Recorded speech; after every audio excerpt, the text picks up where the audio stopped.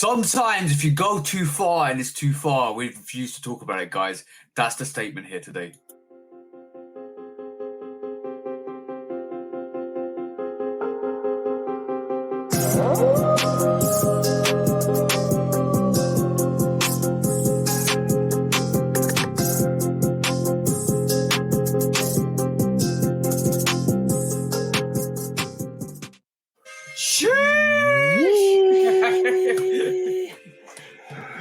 We're back. Episode 46. Shoot Our Podcast. We still rolling. I was every time the intro comes in, I'm doing this. Yeah. We got to, man. We got to. For some reason, that beat, bro, it just every time it get me go, I never get tired of hearing that beat. Yo, shout to the bro. Shout to the bro for making that beat, bro. That was a dope beat. That's a dope beat. Shout to you, bro. And by the way, guys, like we always say, please do like, follow, subscribe, come to all our channels. If you're starting to listen to this, come to Lovekickscustom, come to 808 Kicks ATL, come to our YouTubes, come to our Instagram, come to our TikToks. We're active. Let's just say we're active, guys. We're very active. So if you reach out to us, we will actually answer your questions and help you out as much as possible. Bro, if you reach out to us for a pair of sneakers that you really want, but you haven't conversed with us, what do you think, bro? What do you think, bro? No. I'm not interested in helping out resellers and quick flippers. Yeah. But the bros, we can look out for the bros all day. A few moments later. So sorry about that, guys. Yeah, we're back. For some reason my camera just switched off. So yeah, we're back. So on that, bros, yeah, if you do reach out to us, we like to help people out, but at the end of the day, if you don't converse with us, if you don't talk to us, if you just randomly just come up with and say, oh, can you go in for the sneaker for us? I'm gonna find it a bit shady, innit, bro? Yeah, I don't do that, dog. I don't do that. Nah. I buy for myself and for people that I know wear the sneakers that they're asking for. If I got any indication that you're trying to flip or you like a known reseller or whatever, like you need to help us. Hell, I ain't going in for no reseller. Bro, we're genuine sneaker guys. We're genuine people. We're genuine sneaker guys. We genuinely love sneakers, and we wear our sneakers and all of that stuff. So it's important to us that whoever we help out actually does really want to respectfully wear the sneakers and like loves sneakers as much as we do. Oh, even if you're getting into the game and you need your help, just like this is why I told people to come talk to us, to have a conversation, and let's break it down. And I genuinely mean that. We will talk. We'll have a conversation, break it down, and we are to help people. We're not how to stifle anybody. No. I'm pretty sure a lot, bro, I know you help people and I help people as much as possible. But if you haven't talked to me before and you reach out and you say, yo, bro, can you go for this sneaker for me? I'm going to look at you sideways. I really will look at you sideways because it's like, nah. Not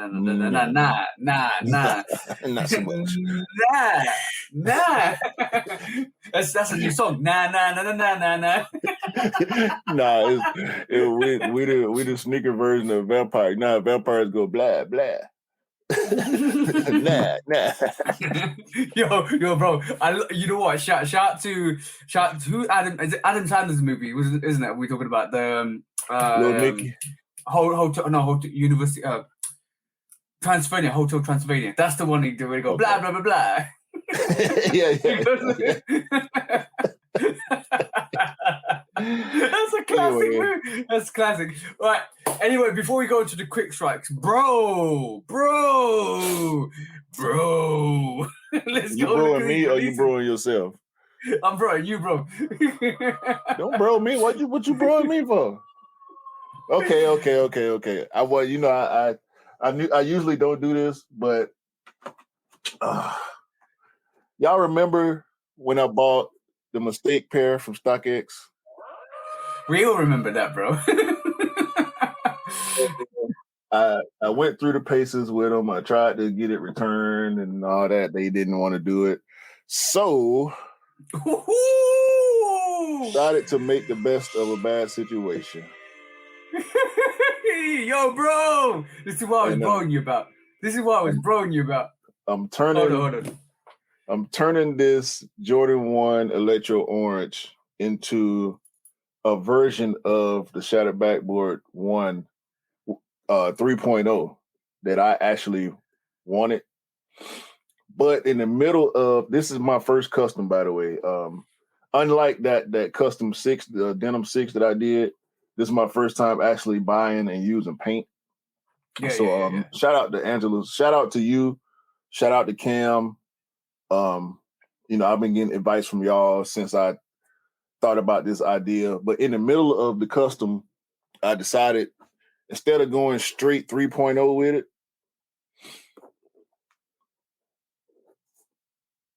oh, you're doing some top 3 NRG gold toe situation with this, bro. And by the way, guys, if you're listening to this, you really need to come and check out the podcast. You really need to check out the visuals on YouTube. Yeah, bro, that's dope. And you are recording this, aren't you, as well? Yeah, I'm recording I'm not recording the full process because I ain't gonna lie. I spent like 6 hours just on this one shoe because it's my first time and I'm understanding more about customization as I go. This is not an easy process at all. Bro, like when people turn around and say to you, "Oh, can you customize a sneaker?" I sit there and I think, how long is it going to take me? Because already how busy I am in person, just in generally, how much I put into every week, and I have to really think about it and kind of break it down in my head to work out what I need to do. It's really funny, bro, because you actually messaged me yesterday and you said, I hate taping up. I said, yes, it's tedious, bro. Sucks, bro. Like I taped off. I started taping early yesterday. Well, not yesterday morning. Around noon yesterday, I started the process. I deglazed it. All the parts that I was gonna paint, I deglazed the toe box and all around the back and the collar. And then I realized midway through painting it, after I taped it and started painting the black, I'm like, wait a minute. I want the inside to be white. And I had to repaint the white because it's already white. And I already deglazed both shoes. By the way, so I'm going to have to repaint it again because it's all deglazed and the black and it's running and all that, bro. It's crazy. Hold on, let me do this. Before you start making the same mistakes as some customizers do, and so as what I did myself as well, get some dollar. Definitely get some dollar. You get some Angeles dollar, and put about 8% of it in your mix every time, and make sure when you put it in your matte finish as well, because what you'll find is the matte finish will be too shiny, and you look at it and like, why is it shiny? I hadn't finished this yet. This is just straight paint. So if you get yourself some dollar, and even in the paint, put 8% dollar in it. Like I'm talking about, like a drop. Look at that line, crispy. but definitely put some dollar in it, because basically that will help you when it comes to actually getting that matte finish. Yeah, I got some because I watch a lot of Vic Almighty. So I'm and when I was in the store, when I was in the store, I actually the only thing that kept popping up in my mind was Carlon matte finish from hearing him say it so much. That's the best one. I actually ran out of it because I did it. That is the best finish. And this matte finish leaves a shiny residue on it, and it feels like it's a bit more shiny than the matte finish. So this is why I always add dollar to mine, and it kind of takes away the matte shine to it, and it gives you that factory finish. It's important. Getting that factory finish is quite hard. This is why I add dollar to my paints, add dollar to my finish, and it just gives it that matte finish, bro, every single time. But bro, round of applause to you, bro. Definitely round of applause to you for taking on that challenge. You got to kind of give the shine to the bros when they actually do it. But guys, I'm telling you, if you are listening to this, definitely come and look at the video on the YouTube podcast. And we're 10 minutes in, 8 minutes in. Go and check it out, guys. Look at the visuals, because Q, you're doing a really good job there, bro.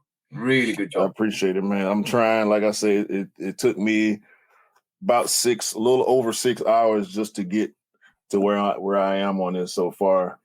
And I'm happy, man. I told Cam last night, when I started sending y'all the pictures, I'm really happy with the progress so far. Hopefully, when I jump back on it today after we finish the pod, I can start seeing more of what I want to see. But I know I still got a lot of detail work to go. Yeah. So just for anybody, detailing is a tedious part. Yeah. Yeah, man. So for anybody that's interested in customs that don't want to do it themselves, the price your customizer is charging you is legit. The time frame that your customizer gives you is legit. Do not make any mistakes about it, bro. It's not easy. Make sure you pay your customizer. Yeah, make sure you pay your customizer because they put time and effort. You know, when I did the 3 Shatter Backboard 1.0 customs, bro, I actually ended up doing 4, bro. That took that didn't take ages. But imagine taping up 6 shoes, bro. 6 shoes, tape up, paint, detail, all of that. Even putting in the wings logos. And you know what? When you customize sneakers, when you customize sneakers for yourself, you don't mind if there's a little bit here and there. You can always go back to it, and you can always kind of touch it up. But when you do it for somebody else, you want it to be perfect. Right. See what I'm saying? Right. So you need to make sure that whatever you do and whatever way it comes out is perfect, because you don't want them to turn around and say, "Oh, this has gone wrong, this has gone wrong," because you want to make sure it's perfect, finished perfect, like everything's spot on, and then you can give it to them. Like, bro, like, it is hard work. It's definitely hard work, and a lot of people don't appreciate the fact that they think, "Oh, I can get a bit of paint, I can paint a sneaker." Nah, it's not that easy, bro. It's not that easy, bro. It's not that easy. It's not. And don't ever you making a big mistake if you think doing custom sneakers is easy. Trust me. No. Try it. Just try it for yourself. You'll see. So I really do appreciate when people like want to do a custom for E or anybody else. They really do like hype it up, and they're like, "Oh, damn, you did a really good job." I said, "Yeah, thank you, bro. Like, I really appreciate you. I appreciate the fact that you thanked me for that as well, because it's nice, because you want the reaction. You want that reaction from the person that opens it up, and E always gives me that reaction. So shout out to you, bro. Like, I'm just happy that I could do the Chicago dunks for you as well, because that was dope. That was dope. I actually physically changed all the colors on that university red to actually that Chicago red instead, because it had to be done. Yeah, that Chicago dunk is dope. He just did a reel on it. He done a couple of reels with it. That's a dope custom for sure. But before we move on to the quick strikes again, bro, some releases, bro. Yeah. I already know. Another one. All right, so what is this? I'm gonna do the reviews for this. I'm not gonna go into it too much, but bro, when I talk about one of the best 5s to release in a long while, except for the OGs, bro, this is probably one of the best sneakers Jordan 5 releases in a long while. If you thought the Jade Horizon 5s were dope, and I think the quality on those are dope. If you thought the Fire Red 5s were dope, and the quality on them is absolutely immaculate. Bro, this is ridiculous. This sneaker. Listen up, boys. I'm about to sing the new shoe song. New shoes. Boy, Nike made some good shoes. Yee, shit, bro. This sneaker is serious. The quality on this is insane, bro. Insane. This sneaker is ridiculous. I'm not gonna break it down too much here, but yeah, that's all I'm gonna say. We the best, bro. We the best. Yeah. I'm telling you. Sheesh, bro. Yeah. Quilted interior, bro. Extra laces. You got 3 extra laces plus the peach laces that come in. 4 laces and all of that, bro. This even though I'm gonna show you the other one. This is still my favorite. You know what? I'm gonna tell you why in a bit, but let me just put this to the side. My review's coming for this next week. I'm probably going to do the sale pair first because it seems like the sale pair was a bit more exclusive than the Crimson Bliss. Yeah, it was. It was over here. The sale pair was boutique release, and the Crimson pair was more of a GR feel. But sneakers did not release the sale pair. No here. They didn't release the sale pair. They released the Crimson Blisses. If you haven't been following my stories, I ended up the UK ended up having the Crimson Bliss way in advance of the release, about a week in advance, and obviously we all copped, and we like the orders are stacked, and like I'm talking, they did not move for a week until the release date, and then all of a sudden it just let go. We had to pay the money for the sneakers. They kind of sent them out after release date, and we all got our pairs, which is great. And bro, like when I'm talking about the sale pair is as hard as the Crimson Bliss, but bro, sheesh, bro. Listen up, boys. I'm about to sing the new shoe song. New shoes. Oh my god. Boy, Nike makes some good shoes. I'm gonna say this smells like some good leather, bro. Yo, bro, this sneaker is serious. Like, bro. Yeah, that lilac on that one, on that sale pair is the only color that's really throwing me off, but that's bro.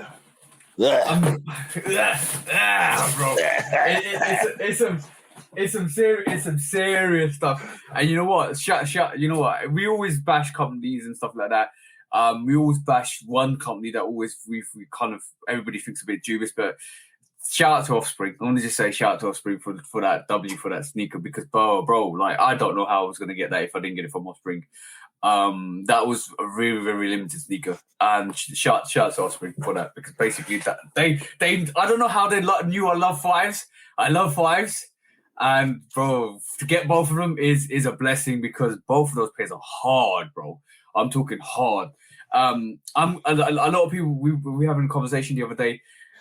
A lot of people love the sale pair because it's easier to wear everywhere, and I agree with that. It's easier to wear everywhere. And it's one of those sneakers that I think I will wear more than the Crimson Blisses. And the Crimson Bliss is a summer sneaker, 100%. You can't wear it in the wintertime. I don't think you can slightly get away with it, but when the sun's out, Crimson Bliss is going to be banging on feet. And it's like a Miami Beach, South Beach vibe sneaker anyway. Yeah. And this is why I love it. And I love the South Beaches as well, the LeBron South Beaches.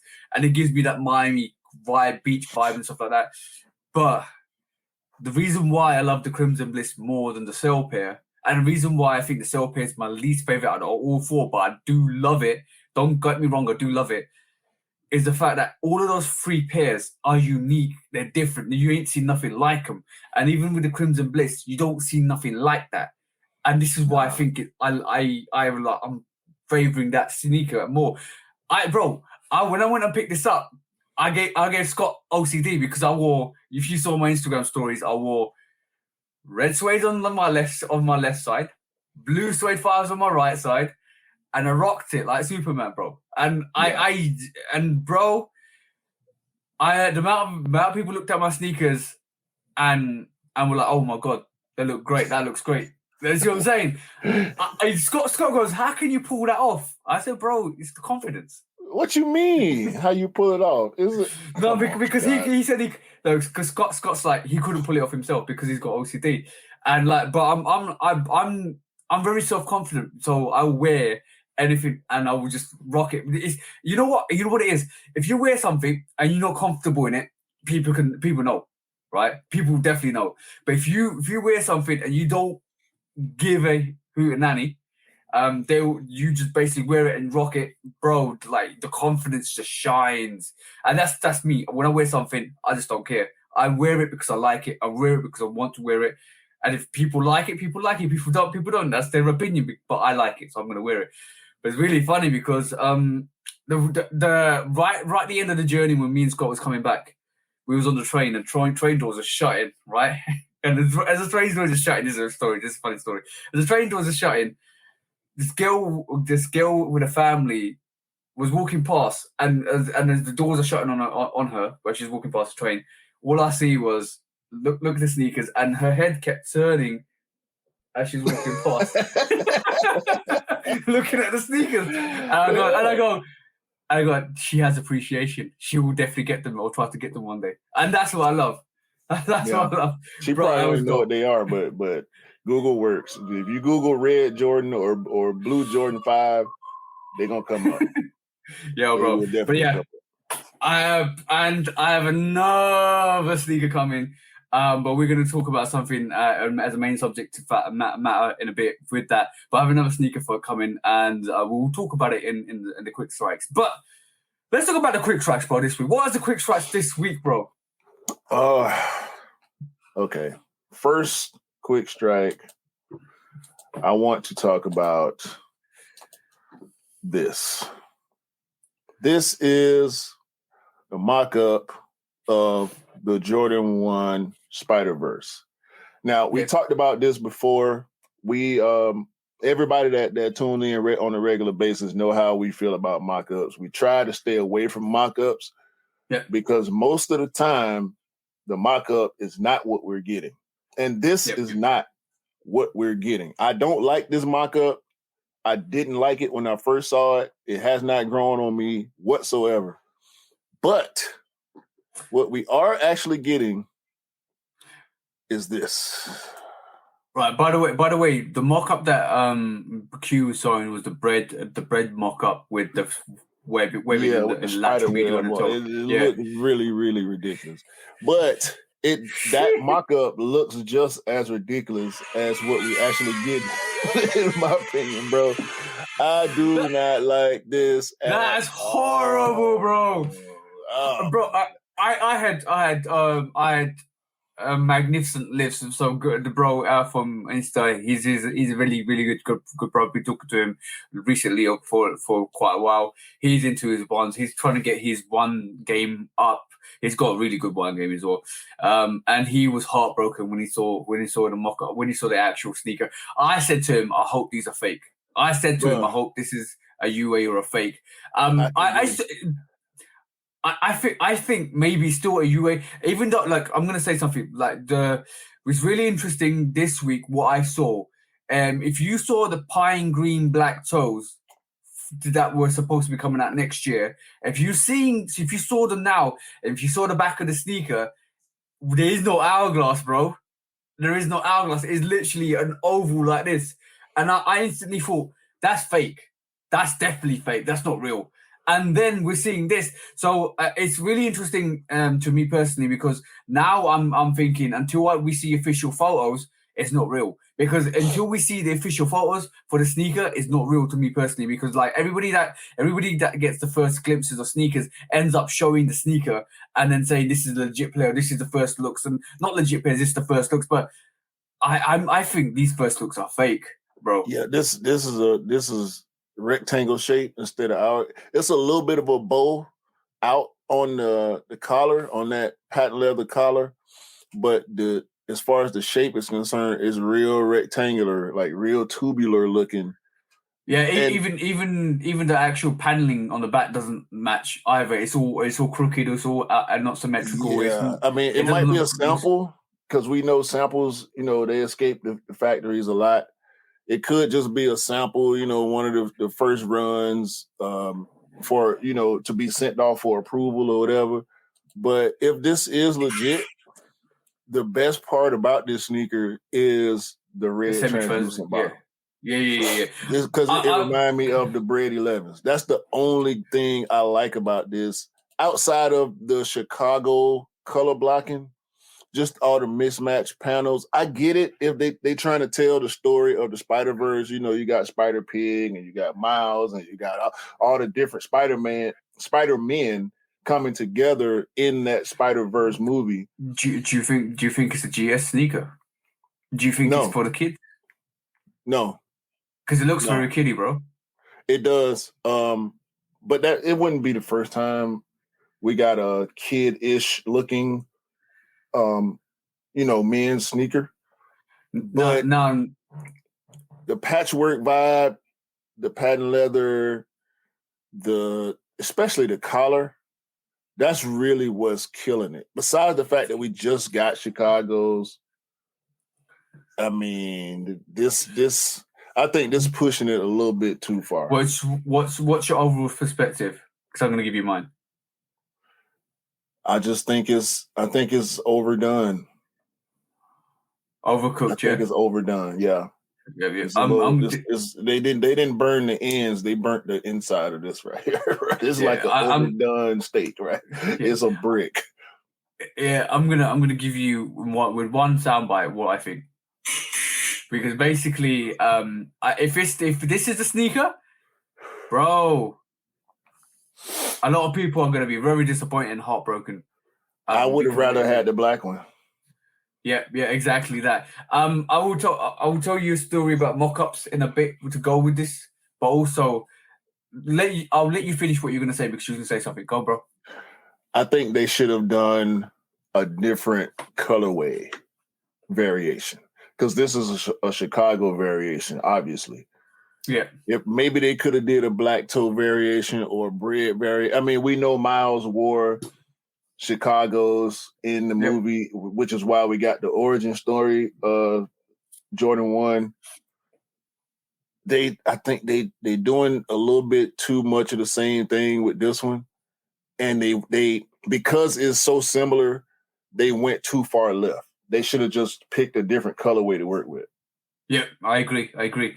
Now, I'm gonna tell you my mock-up story. I'm gonna add some spice to this story. So, my mock-up story was quite interesting. My girlfriend actually looked at the Mars 5s for next year, and she looked at the mock-up, and she actually thought it was a leather pair, and then she looked at the more pics that look like it's going to be a suede pair, like the Raging Bull 5s. And then she was so heartbroken. She was like, I wanted the leather pair because she was gunning for that pair. Now she's in second thoughts whether she should get it. I think hopefully she will still want it. But she literally wants a leather 5 all red. And she says the colours are too vivid on it as well. She wanted a little bit of a milder colourway to it. So that's one mock-up story. So guys, don't look at the mock-ups and think that's what you're going to get because that's not what you're going to get. Now, let me throw some spice on this story, bro. Let me throw some habanero pepper on this. This one, right? That's the one. Okay. I just want to make sure we on the same page. The Mars 5, yeah. So let me throw some ghost pepper on this equation. Now, bro,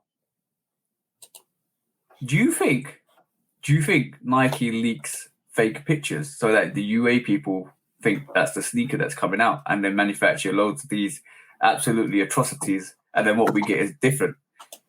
Do you think that? No. Do you think that's the new strategy? Because that I can't believe that Jordan 1 Spider-Man sneaker is that bad. I don't think. Okay, so in watching Sneaker Files on YouTube, he has connections where he gets color codes. Yeah. Just like we can read every box that we have and there's the color code. Yeah. He sometimes also gets the serial number. The serial number don't matter as much, but getting the color codes and guessing based on prior releases is, I think, how Z sneakerheads and other private selection. That's how they do mock-ups. They get the color code. They go compare the color codes to other releases. They get material information. Sometimes they get material information. Most of the time it's way off, but they get the color code and they do their mock-ups based on that. And they wrong 98% of the time. So now, like, what if this is a what if situation? So, I'm just gonna say, what if Nike's new strategy to combat these UA people, the UA factories, is to make a sample, say it's the official sample, and then all of a sudden the official pictures don't look the same. What if, I don't think they care that I'm much. just saying. I'm just theorizing. I'm basically saying like how I like. I think you're right. I think you're definitely right. I don't think they don't think about it. But if I had a company and I was getting ripped off like that, and UA people would I would just release. I'd make an individual sample every time and say, this is the release. This is the first look for the pictures. Here you go, guys. And in the background there'll be something else. And I'll do that every time, because every time they will start manufacturing this absolutely ridiculous looking sneaker, and then on first looks, it'll be like, oh damn, this is a sneaker. Because when you get the first looks, in a month's time, you're gonna get a sneaker, and all of a sudden the UA factories can't react quick enough to make the sneaker what it looks like, and then everybody that's seen that absolute atrocity that we're seeing now will be like, we just manufactured 1 million pairs of these really. That's now. I would do that. I would do that, bro. I'm wondering who would be in charge of that. Would it be whoever oversees production? Would it be whoever oversees marketing? And who cares enough? It wouldn't be a L as far as like wasting materials. Yeah. Because if you only did that one pair, size 9 sample, and you leaked it, bro. You purposely leaked it, because we've seen this happen before, not too often. I can't remember.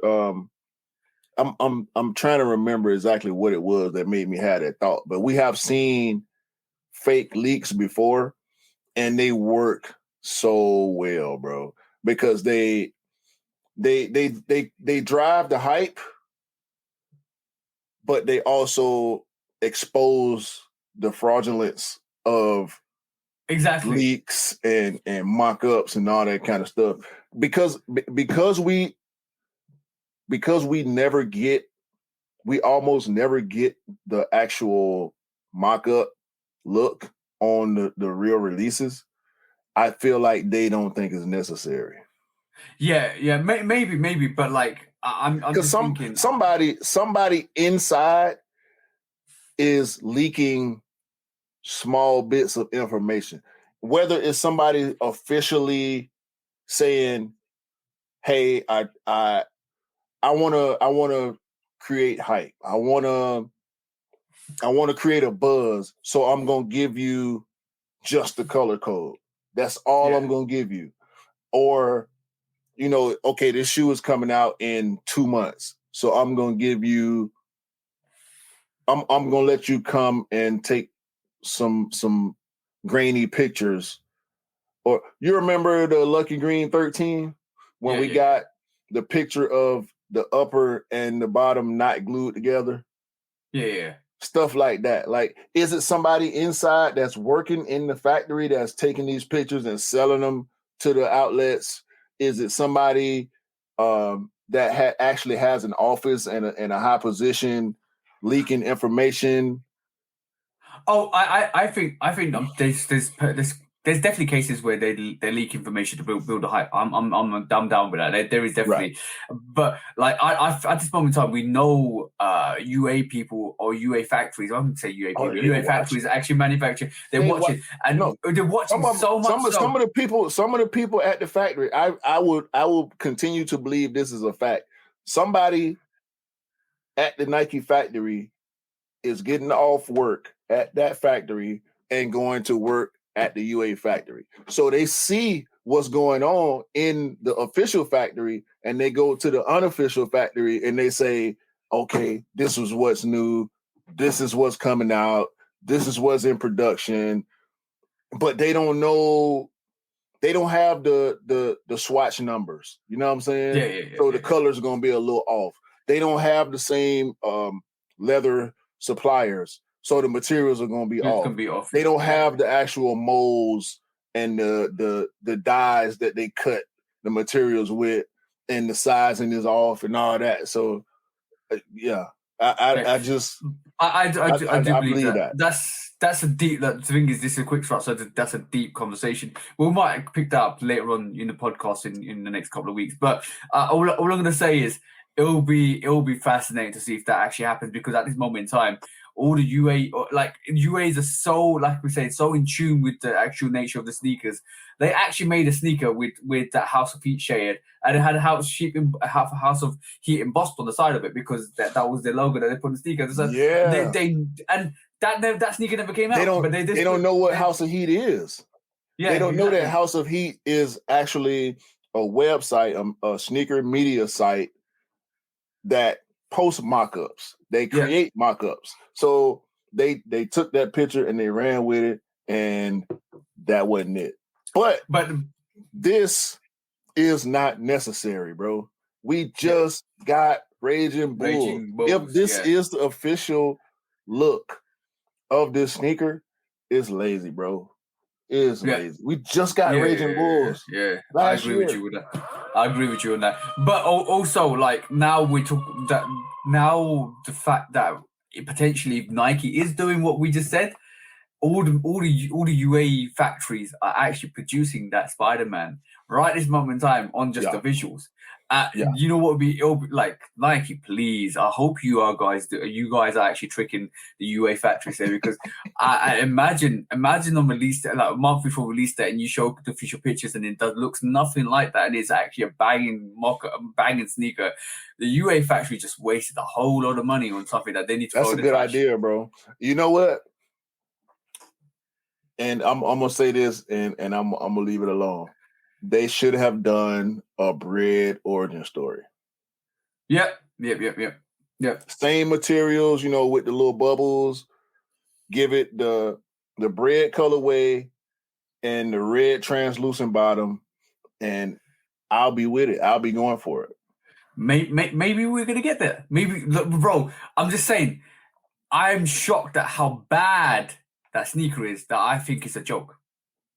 I'm convinced it's a joke. I'm so convinced that I think when we see the official pictures, it's gonna blow our minds. I really do. This is how bad that sneaker is. That I hope it's not. I hope it's an actual trip to the UA factories. This is why I put that. This is why I put it in there. This is why I put that thought in people's minds. Now, look, think about it. Think about it. I don't think it's the worst Jordan 1 we've seen.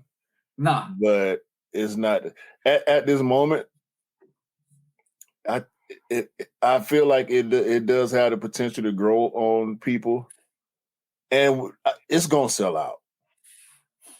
It's gonna sell out, but I think it's gonna sell out to the resellers and for Spider-Man, big Spider-Man fans. Yeah, but like I said, it's a sample, it's a mock-up. It could be a sample. It could not look like that when it releases. But bro, it would be so fantastic if they actually tricked all the UA factories. Yeah, I would love that. That's a great idea. I would do that, bro. Like literally, I keep telling you, Nike needs to hire us, bro. Like we will be playing tricks all the time, bro. All the time. We will catch up. Yo, you know how easy, like, bro, we're sidetracking it, but you know how easy it is to find out where Elite came from or where your mole is. I don't know how easy it is. They probably got so many employees at these factories, and it's probably rotating as well. Hire me and Q. We'll find your mole. We'll give literally, it's easy, bro. All you gotta do is every time tell a different story to all the different factories and see what leaks. And then you narrow the search down. And then again, you narrow the search down. And then you narrow the search down. You will find that person, bro. Yeah, I don't think they care that much, bro, because they know it's all hype. It just adds to hype, bro. I think they good with knowing that the hype train is still moving. Yeah. But bro, I'm gonna say, forget mischief. We are mischief, bro. We are mischief. I would love that. I would love to. Bro, you know how we hunt. We're shoe dogs, bro. But we love good behavior. So we're gonna make sure there's always good behavior. Hunt down the bad, bro. Speaking of mischief, let me be a little mischievous right now, because I want to know from you, bro. What is Adidas gonna do now? Bad Bunny's last forum is dropping in 6 days from this recording. It'll be about 4 days from the actual. It's that all that sale white pair in. Oh, that's actually a dope pair. That's actually a dope pair. It's so OG reminiscent, the white and gray forum. It looks and like this is dope. You know, Bad Bunny is Adidas' last hope in a way, as far as collabs. We know Jerry ain't doing it, Weatherspoon ain't doing it, Kerwin Frost ain't doing it. All the collaborators that Adidas has in their on their roster, Bad Bunny is the only one that's really moving big units. Maybe like I'm gonna say Bad Bunny, it could be his last forum, but he could move on to the ZX range. He could move on to something different. Yeah, but he ain't did it yet. So, or are we saying Bad Bunny's going to Nike? I don't know. I think that would be a good move for both him and Nike. It would probably be a little bit less money, but for him, it would be less money. Unless Nike is on their Reebok shit right now and they like, you know what, we're just gonna throw the bag at Bad Bunny to get him away from Adidas. Yeah. But he would do so much damage. He would do so much damage at Nike. Yeah, but who like Bad Bunny and J Balvin in the same collaborations come out? Yeah, no, they are actually friends. J Balvin actually said that him and Bad Bunny have a good relationship. They have collaborated on music, but I don't listen to reggaeton, so I don't know how many songs or how good the songs. I'm pretty sure they great songs, because like Bad Bunny is pretty much the biggest artist in the world.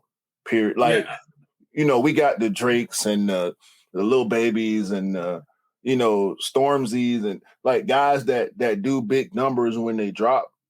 But Bad Bunny is pretty much the number one male artist in the world right now. I agree with you. And look, Bad Bunny's doing numbers. Let me talk about him being on Bullet Train, him being in the Narcos series, him being he's out there and doing a lot of things. And I'm really surprised. Like if Adidas are losing him, boy, that's a big loss, because I'm gonna tell you the UNC pair of those Bad Bunnies, the blue pair of those Bad Bunnies. You know what they did? They flew everybody to Miami to his concert to actually get that sneaker, bro. That was Adidas did that right. Bad Bunny and Adidas did that right, and I think that's probably one of the best things they've done in a long while. But bro, if this is his last forum, I want to see either if he's moving on to a different silhouette or if he's moving to a different company. Because if he's moving to a different company, Adidas, guys, you're in some serious trouble. Yeah, I mean, with the loss of the other sneaker guy that we won't name, with all the other collaborators, including Pharrell, not doing so well, and let me say this. Since it's holiday season, we're seeing a lot of sales, and we're gonna get to this in a little while, as far as the sales conversation goes. Yeah, the discounts that I'm seeing from Adidas are I'm talking about 70% off, 60% off. Yeah. A lot of stuff. Because it's holiday season, we just had Black Friday, Cyber Monday, and all that. But we know how hot and heavy the discounts come during the holidays. The discounts are huge on Adidas products, bro. And they still not selling out. Nike is doing 25, 30, 40. I've seen up to 50% discounts on certain products. But when we're talking about mainline sneakers, Jordan Retros, Air Max, and stuff like that, the discounts aren't as big as Adidas discounts on forums and shell toes and some of the ZXs, even with Reebok, their discounts aren't as heavy as Adidas. So it just seems like Adidas is having more and more trouble. Now, with the new CEO coming in, I do expect some things to change. It'll probably take a while before we start to see some of those changes take effect. We know we're going to get the Adidas blank shoes continuing to be in production and releasing next year. Y'all know what the blank is. We're going to get those Adidas blank silhouettes because we don't know what they're going to call them. The 350s and the 700s and the slides and whatnot. But if Bad Bunny is leaving, for Adidas' sake, I hope he's not. But if he does leave, bro, it's going to be big trouble because I think Jerry is about to be on his way out too, if he hadn't already made his exit. Do you know anything that I don't know? Not necessarily. So he came over there to take over the basketball scene. Yeah, and it's not working. It's not working, bro. The FOG 1, the FOG mock, the FOG raid, and there was another Fear of God Nike. Those are still very, very dope sneakers. Even as unconventional as the Fear of God 1 was, I want to see a Fear of God 2. I want to see a Fear of God 3, 4, and so on. I want Jerry to come back to Nike and continue his legacy, building the brand with Nike. Bad Bunny is doing forums. Will this mean that Bad Bunny will get his own silhouette? Because Jerry ain't got his own silhouette with Adidas. No. But it's ironic. Witherspoon ain't got his own silhouette with Adidas. I'm gonna give you my thoughts on this. I truly believe. I don't think he's leaving Adidas. I truly don't believe he's leaving Adidas. It's ironic that you've got one person that earlier on came out and said this is his last Jordan 1 low, and now he's going to move on to a different silhouette, and now you've got the same thing happening with Bad Bunny. I truly believe that Adidas is kind of lining him up and to compete with Travis. I think so. They the only thing he got that can compete with any of the Nike collabs. Yeah, and Joe Fresh Goods, Yeah, it's really interesting though to me personally. Like they've actually moved Pharrell into some soccer, Samba soccer sneakers sort of Adidas sneakers. So they've moved him onto some soccer sneakers instead now. And I think they're trying to pump up that range because I know Adidas soccer is big. It's big. Yeah, and it's the World Cup going on right now. Yeah. So I understand that move. I just believe strategically, Adidas is a bit lost. Let's just see what this new CEO does, and how he kind of reshapes the model because that's quite crucial. And on top of that, I do believe I don't think Bad Bunny is leaving Adidas. I don't believe that. If he is, it's a tragedy. But if he isn't, I think they're lining Bad Bunny up to compete with Travis Scott. And we've seen that this is why I did similar comparisons between the Forum and the Forum Low, and what Bad Bunny did with the Forum Low and what Travis Scott is doing with the Jordan 1 Low. There's very big similarities to it. So we know Travis is moving on to the Jordan 7 next. I hope he doesn't mess that up because I don't want to see a swoosh on it. And if it does come with a swoosh, I'm not buying it. Or if I do buy, I'm going to take that swoosh off. But I'm being serious. Like I'm being serious, and on top of that. I'm going to say one more thing on that in a bit, but I'm going to just say one more thing. I do believe Bad Bunny won't leave Adidas at this moment in time because it's a bad move. I just think they're lining him up to compete with Travis. I hope they, what the amazing thing would be if Adidas come up with a brand new silhouette for Bad Bunny and they start competing. I would love that. I as a sneakerhead and a sneaker enthusiast, I would love that. It's gonna take a lot, bro.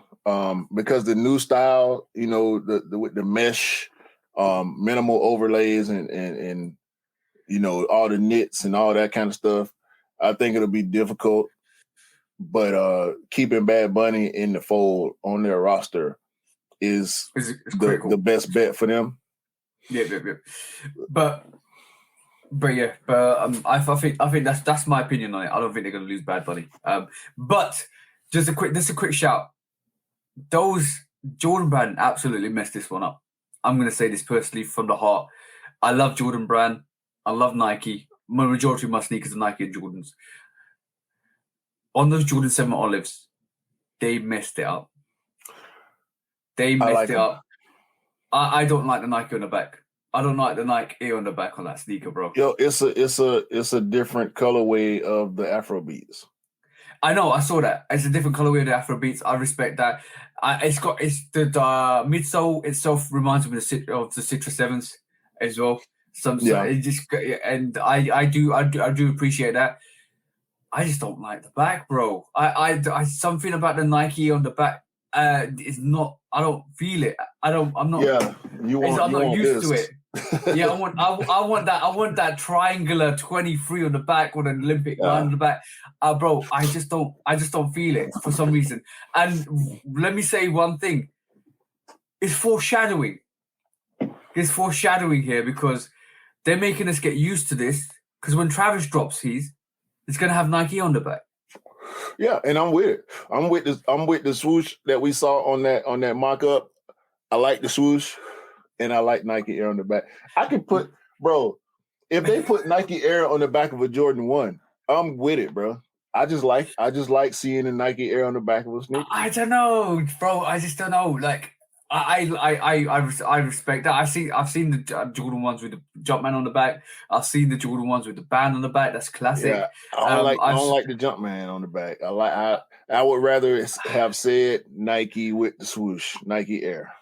Yeah, it's something I need to get used to. But for a Jordan 7 to have Nike on the back without that classic triangle 23 or 9. It's two things about that Travis Scott Jordan 7 mock-up. I don't like the pocket, but I do like the swoosh. We may or may not get either of those on the sneaker because, once again, it's a mock-up. It's a mock-up. It's not to be believed. But I wouldn't mind that big backward swoosh on the side of a 7. But one thing is definitely concrete. We're gonna get Nike on the back on that. We are gonna get on the Travis. I just don't know. Maybe they'll give us. You're right. Because if they gave us the triangular patch that we're used to seeing, we know one of them is gonna have the Cactus Jack logo. Exactly, bro. And the other one, is it gonna have 23 on it? Is it gonna have the face? You see what I'm saying? The actual the sycamore. I would my personal opinion, right, is leave that triangle, right? Leave that triangle because that's a classic add to the 7.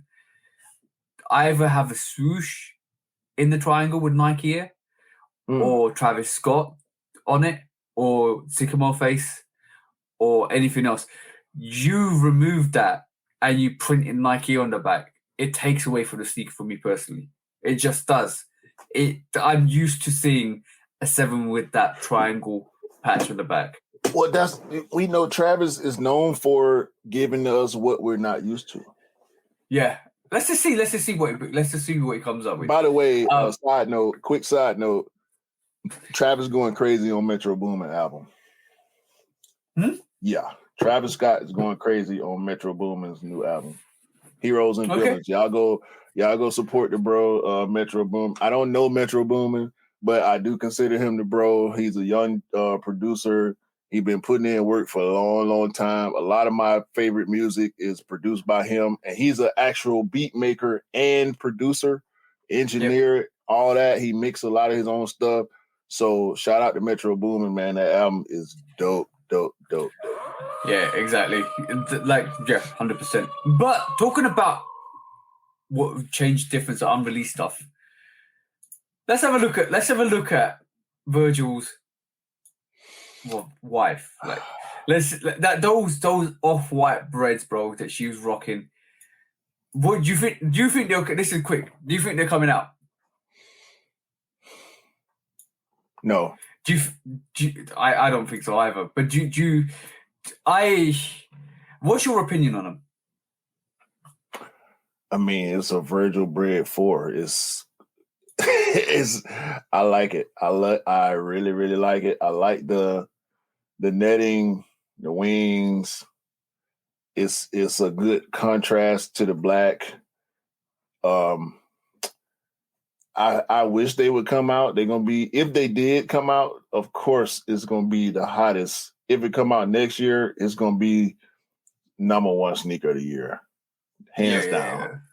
But I don't think there have been rumors that they will not release as friends and family only. Of course, she got a pair. I mean, it's his wife. She's got a pair of everything. She got canary ones. She got everything that we've seen that has not been. She probably got pine green, off-white ones. She's gonna have everything.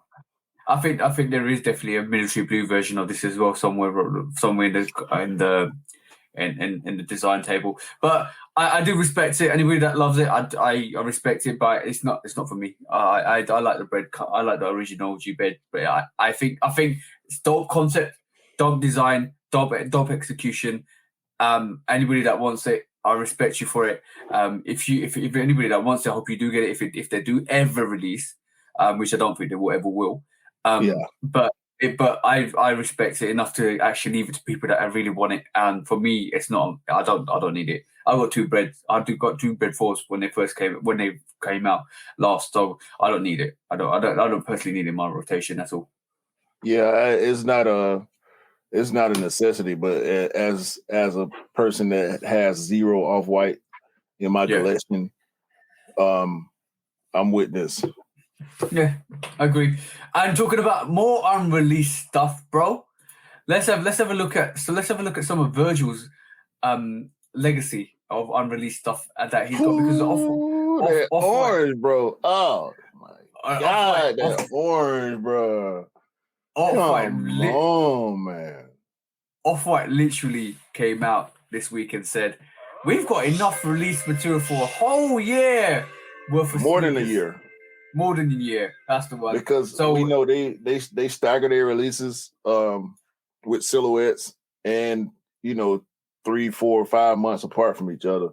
Yeah, and when we talk about a whole year, we're talking about every single week of the year. Let's just put out. Let's be honest, because there is if that's what they mean. If that's what they mean, that I think actually means they got 6-7 years worth of releases. Yeah, we obviously got the Air Force Ones. We've got a white variation. We've got red. Wait. God damn. And by the way, we're seeing this because we're seeing the Codes exhibition in Miami, which is actually finishing on the time of recording, the 4th of December, which is finishing today. This is all of this stuff is in that exhibition. So if you are around in Miami, well, it's over now by the time you hear this, but if you were around in Miami between the 1st and the 4th, you can actually go and see these pairs. These are pictures, bro. These are actual sample pictures on the actual exhibition. That orange and that cream Air Force One. Yeah. Super dope. Obviously you got a red variation there as well to go with it. Yeah. Like a bread colorway. You got the maroon, bro. Obviously you got some of the retrofits as well. Nah, the mids, they can keep the mids. Now that white and red one, that white and red Air Force One mid is okay. Yeah. But I'm still the spikes. I'm just not with the spikes. Yeah. This is something that's been teased to come out as well. The black. I like the black Terraformers. Yeah. They cool. The orange and the brown, not so much. So there's a lot. Obviously, some of this stuff has already come out. Yeah, bro. There's a lot here, bro. You got Rasheeds on there. Hold on. The Rasheed Wallace black patent leather Air Force One mid. Goodness gracious. Bro, there's a lot. Goodness gracious. Virgil. Why, Virgil? Why did you do this to us? By the way, this is the exhibition. This is literally exhibition itself where you can go and actually look at it. There's a lot there, bro. There's a lot there. Look at those Air Force Ones, bro. Look at those Air Force Ones. And I'm not an Air Force One guy, bro. Good God. Sheesh. I told you guys, if you were listening to this, you need to come and check the channel. You need to come and check this podcast. An hour in, you come and look at the off-whites on this channel. Yeah, that orange Air Force One low is probably my favorite out of the unreleased stuff. And by the way, this is not even the table we saw 2-3 years ago, where we were seeing canary yellows, we were seeing all of this other stuff. We were seeing bread fours, we were seeing all red Air Max 90s as well, which aren't on this thing. So this is just a touch on the plethora of off-whites that still are out there. You know what? I'm gonna say this. I think everything that we're seeing here that has not released will release. You reckon? Yeah, because we don't see canaries. We don't see canary ones, Jordan ones. Okay, yeah. And we also don't see the bread for off-whites. Yeah. I think all this stuff is possibly going to release. I think you're right, bro. I think you're right. I do think you're right. Maybe not the normal Rasheed Air Force One, but the mid off-white mid Rasheed, it could possibly see a release, man. Yeah, I think you might be right, bro. Quickly moving on to last 3 subjects on this is let me just touch on this quickly because like I saw this week. We talk about moldy sneakers. We saw the Chicago moldy sneakers. Now we're seeing Amamania 4s, and we also see Mason Shatterock Jordan 2s. We saw Purple Canyons be moldy. I've heard the new factories are actually having a problem storing these sneakers because it sounds like some of these sneakers are becoming moldier on delivery. So it sounds like some of these companies are not storing, or some of these factories are not storing their sneakers right before they're released because they get moldy. Or cap. That's what I'm saying. Either the two. It could possibly be during shipping too in the containers. Yeah, exactly. But if there's mold on the shoes, I had to think about this too. If there's mold on the shoe inside the box, why isn't there mold inside the box or outside the box? Yeah. And they would have checked out the sneakers before they kind of put it together and dispatched it. Yeah, cap. That could be like baby powder. Yeah, bro, that's what I'm saying. It could be flour and baby powder. So, like, I think a lot of people. I think I do think there's pairs that's actually been moldy that have come moldy, during transport and all of that stuff. But I do also believe that some of this is cap and clout chase. So yeah, I'm with you on that. Let's just leave it at that. All right, cool. Last 2 subjects. Let me just say, God damn, bro.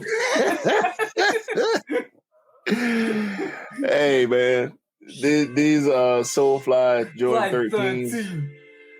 We know you like them. We talked about them for a couple of weeks. I don't like them. They're coming. I tried. It didn't work out. I don't have any news on how the release went. I did actually sat for a little while. But bro, let me just say, shout out to Kodak Black for that advert. I do enjoy that advert a lot because that advert for the actual Soulfly 13 is about it being dedicated to the fishing ship that Jordan brand Michael Jordan's got due to his retirement and all of that stuff. It kind of played a lot of stuff onto this sneaker. But bro, this sneaker is dope, bro. I love 13s. And this is hard, bro.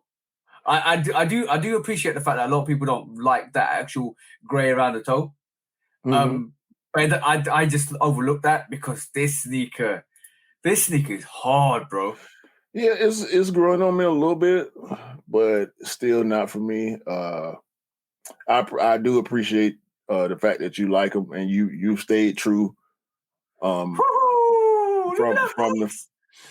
the first time we saw them up until now, you stayed true in your stance that you really like them, and I know you want them. I know how much you love 13s. Yeah, I love 13s. I love a lot of sneakers, bro. and you asked me about Kodak. Yeah. I'm kind of neutral on Kodak. He is a great artist. Yeah. But his antics in the past years have kept me from really being a fan of his. But shout out to him getting his look from Jordan and Soulfly. Yeah, definitely. But bro, like that to me, I know the materials. There's canvas on the toe. I know a lot of people are talking a lot of things about this sneaker. But one thing for sure is that colorway is so nice to me. Like I like that almost like muslin off-white sail that hits that sneaker. I love the fact that it's got some gum sole to it at the bottom as well. And that absolutely light powdery blue on the midsole and that upper is just so dope, bro. So dope. The insole and the liner is dope. Like with the elephant print on the insole. Look at that, bro. Look at that, bro. We've seen liners like this before, so that's not a new thing, but it's still dope nevertheless. But that insole is crazy. I'm looking forward to having that in hand, bro.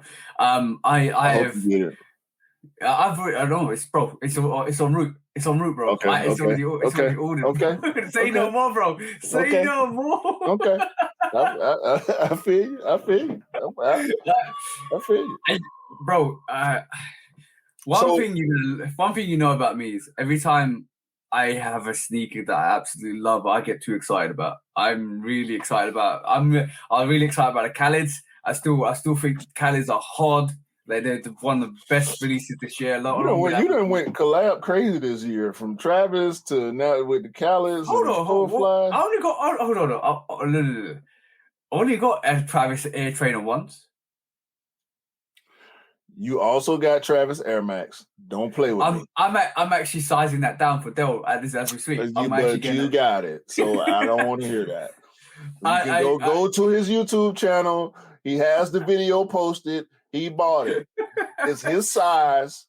Yeah, he's doing the bro a favor, which is great. But you bought that sneaker in your size, so it counts. Okay, cool. Okay, I'll give you that one. Okay, Travis, Khaled, Soulfly. Okay, cool. I'll give you that. But I bought a lot of GRs this year as well. Yeah. You have. But you got a lot of big collabs too. Yeah, bro. Like this Soulfly collab, I'm loving it. I can't wait to get it in hand. I will probably. This is another summer sneaker for me personally because that canvas on the toe. That canvas on the toe, you ain't rocking that in the wintertime. As soon that canvas, any canvas, if you rock it in wintertime, you get dirt on it, especially if it's white, it's over. So that is going to come out this summer with the Crimson Bliss Khaled's. Bro, my lineup for this summer is going to be crazy. Lightning 4s, right? If you don't wear this sneaker by June or July next year, I will be on your head about it. Please, bro, as soon as the sun touches the ground and it's constant for the day, it is on my feet. I promise you that. I love 13s. Yo, bro, I saw the French blue 13s on somebody's feet yesterday, and I wore yours yet, and you were jealous. Yeah, I wore. No. I don't know, bro. I never get jealous. I looked at them and I was like, yo, those are hard. I was like, yo, those are absolute dope. They are like, he got game level dopeness. Like you look at them, no. I mean, I ain't. Oh no. That can be your opinion all day. That opinion is not shared. Let me finish what I was saying. Okay. They are he got game level hardness to have on feet, but nothing will beat the he got games in terms of like on feet, what it looks like. That is another level, but it almost swings and misses because it's that dope of a sneaker. No, okay. So we talking 13s. The Hyper Royal 13, the white and blue, is better than that shoe. The Court Purple, the Lakers, white and purple, is better than that shoe. The Flint. Flint. The Flint. I mean, the Flint is an OG, so let me not do that. There are those two. You know what? The Del Sol, to me, is better than the French Blue.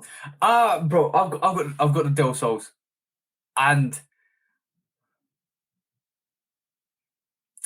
they're equal. He's thinking about it. They're equal. They're equal. I have to think about that. The Del Sols are hard. Yo, bro, you know, every 13 is hard. Allow that. I'm retracting my statement. Yeah. Every 13 is hard. I wouldn't try to trip you up, but the Hyper Royal and what was the Court Purple, I think, are better than that French Blue. That's just my opinion. Yo, bro, I need to do a little reel. Not real. I need to do a little video and showcase all my 13s because, bro, I have so many 13s. I like the amount of 13s I picked up this year is ridiculous. Court Purple 13s. End of last year I picked up is it end of last year or the year before that? The Royal 13s. It's like the bread 13s, but the blue version of the 13s. Those are hard as well. The blue games. The blue game. No. The blue game, that was a 12. I'm sorry. Yeah, no. We're talking about the bread, but the blue version of the bread, which is the roll game royals. Those the bled, bro. The bled, the bleds. But I really appreciate 13s. Because they're comfortable, the vibe of them, the fit of them, and you know what? Every sneaker in the Jordan range it means something to me personally. The 5 is that aggressive sneaker that comes at you and it's got the shark teeth, it's got that P51 Mustang vibe. It's a killer sneaker, it's a cool sneaker, and just like that, the Jordan 13. That panther, bro. That stalking, the hunting, bro. You're repeating rants. You just had the same rant last episode. You're repeating rants now. Listen. I love 13s too. I love 13s too. Obviously y'all. If y'all know me, y'all know I love 5s too. But let's not repeat rants. Okay, cool. Let's not repeat it. All right, last subject, right? And a lot of people were annoyed about this one. The concept. Lobsters, bro. The concept, orange lobsters. The release was mental. I saw a lot of people unfollow concepts after that release, bro. It was ridiculous. I think the only people that were happy with this release were the people that hit on the sneaker pass. Yeah, I know. God. I was gonna say which is a good thing. I'm glad that Nike went ahead and collabed with concepts on the sneaker pass, because normally when you see sneaker pass, it's a Nike store pickup. Yeah. But because it was a concept store only pickup, it was very irritating for me. But I did not know that this shoe was retailing for $350. No. So the lobster alone is retailing for $109, which is fine. Right. The lobster with the concept, with all the brick bear, the concept brick bear, the actual box is $350. I know one person that hit on that, by the way. And then that was a Boston concept exclusive. But I didn't see where you could buy just the shoe. I only saw where you had to get the whole pack. Okay. I don't mind Medicom toys, but I'm not a Medicom toy guy. I'm a Funko Pop guy. Yeah. So I didn't care to have the bears and the other stuff that came with it. I just wanted the shoe. And I didn't see where I could just get the shoe. I would have had to buy the whole pack. So I didn't even try, bro, to be honest with you. I went in, 11 o'clock, I was there. And when I saw that $350 pop up, I said, nah, I'm good. Oh, no. Did I just misquote? Did I misquote there? Was it a Boston exclusive or was it No, it was every concept store. Okay, cool. Okay, cool. That's different then, because I thought it was exclusive somewhere in Boston. But okay, cool. It's fine. Well, it was exclusive to Concepts, but the Sneaker Pass worked for all the Concept stores that I know cool. of. That's ridiculous. But like, and yo, bro, in the general release, the online general release was botted, heavily botted, heavily. I know that, and this is why a lot of people were angry. A lot of people were kind of trying to get Concepts didn't spend the money on bot protection. We've heard James Whitner speak on bot protection, and that was my first and only time hearing somebody that's in charge of a release speak on bot protection the way that James Whitner did with the Alma Mayer 2 release. He spoke on the bot protection and how much money they had to spend for it, and Concepts didn't want to spend that money. So that's bad on them. I'm good on Concepts as far as this release is concerned. They're probably gonna do more dope stuff with Nike. There's rumors that we're gonna get a White Lobster that I'm not a fan of, so I'm not gonna go for the White Lobster anyway. But if they don't start spending that money on bot protection, they're gonna lose more and more credibility with sneakerheads. Yeah, exactly. I think that just means they don't care who the sneaker goes to at the end of the day.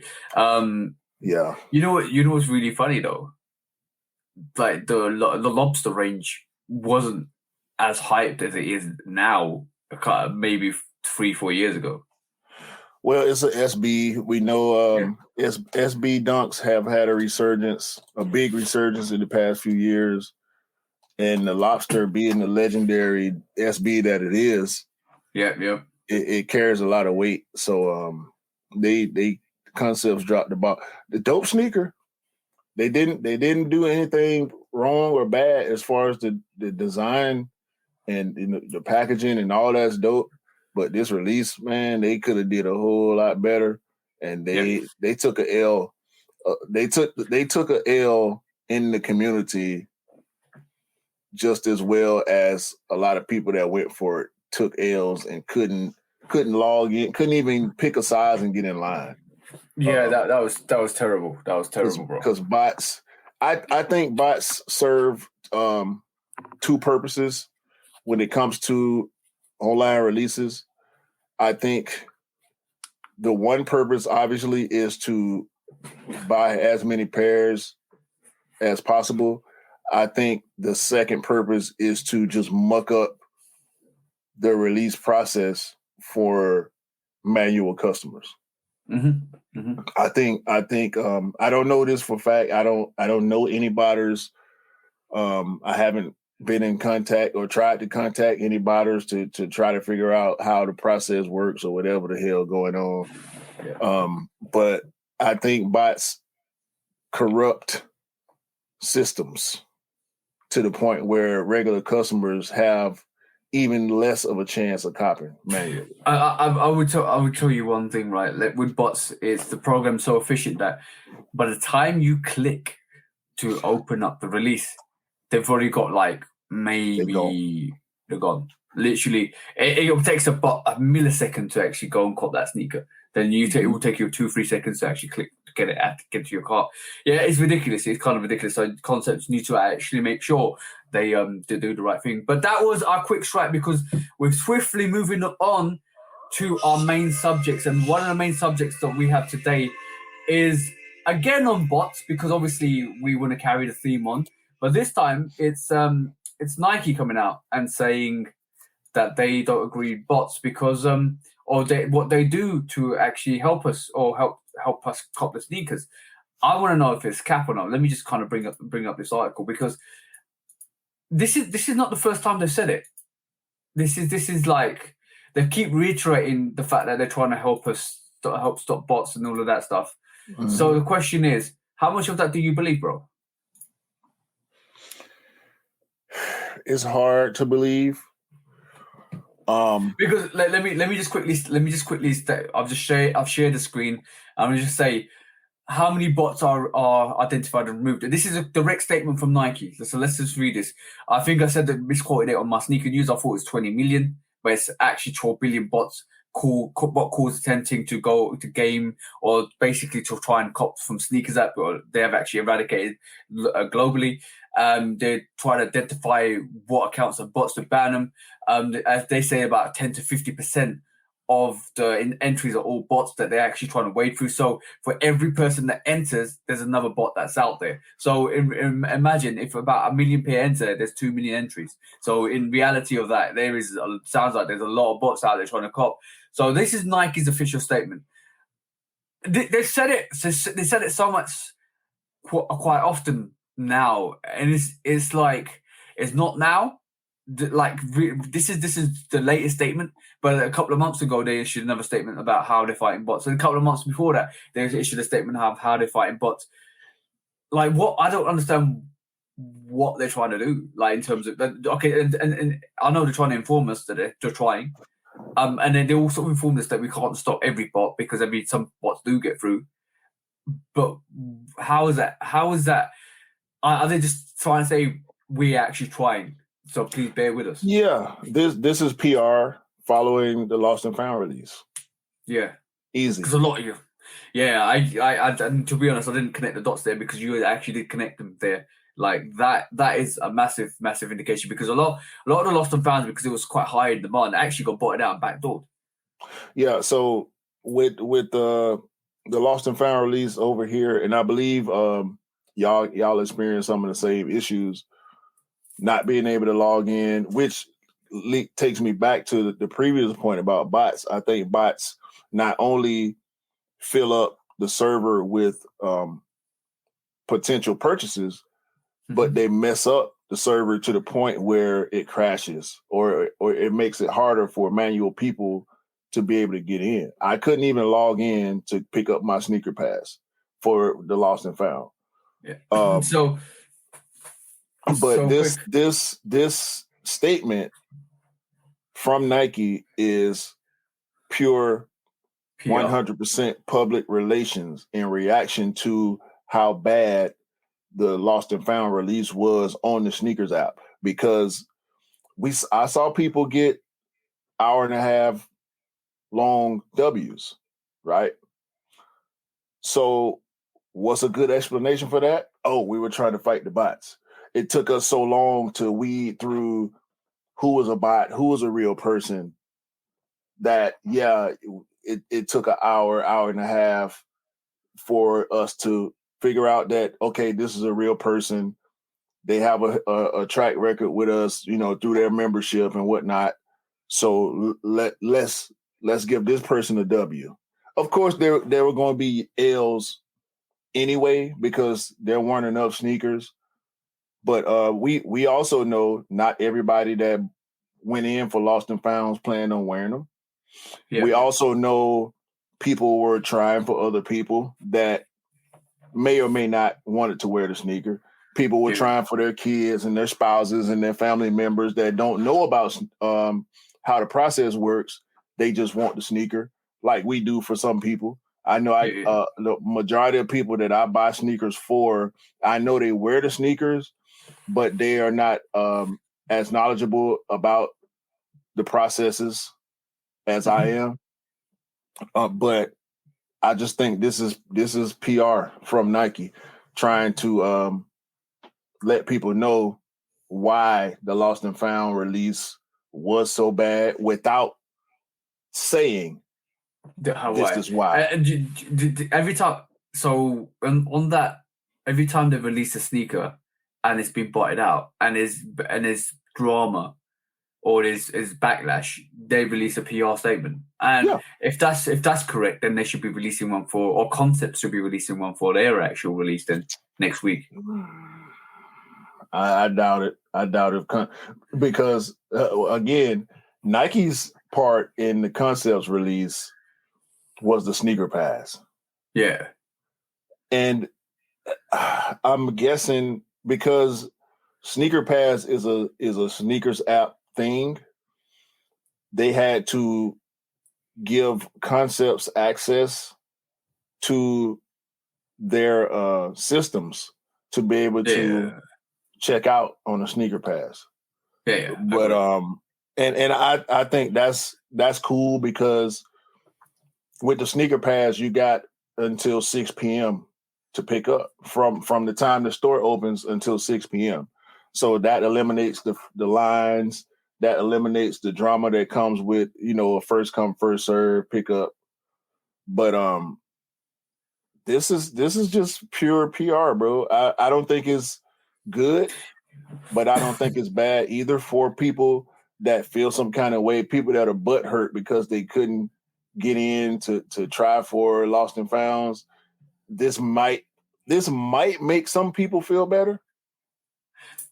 Okay, cool. When you just talked about your Bootu hole hurting, let's just talk about that because some of the responses on I don't know what you're laughing, bro. Some of the responses on this actual Nice Kicks basically post is they're just saying a whole load of nothing. That's one person.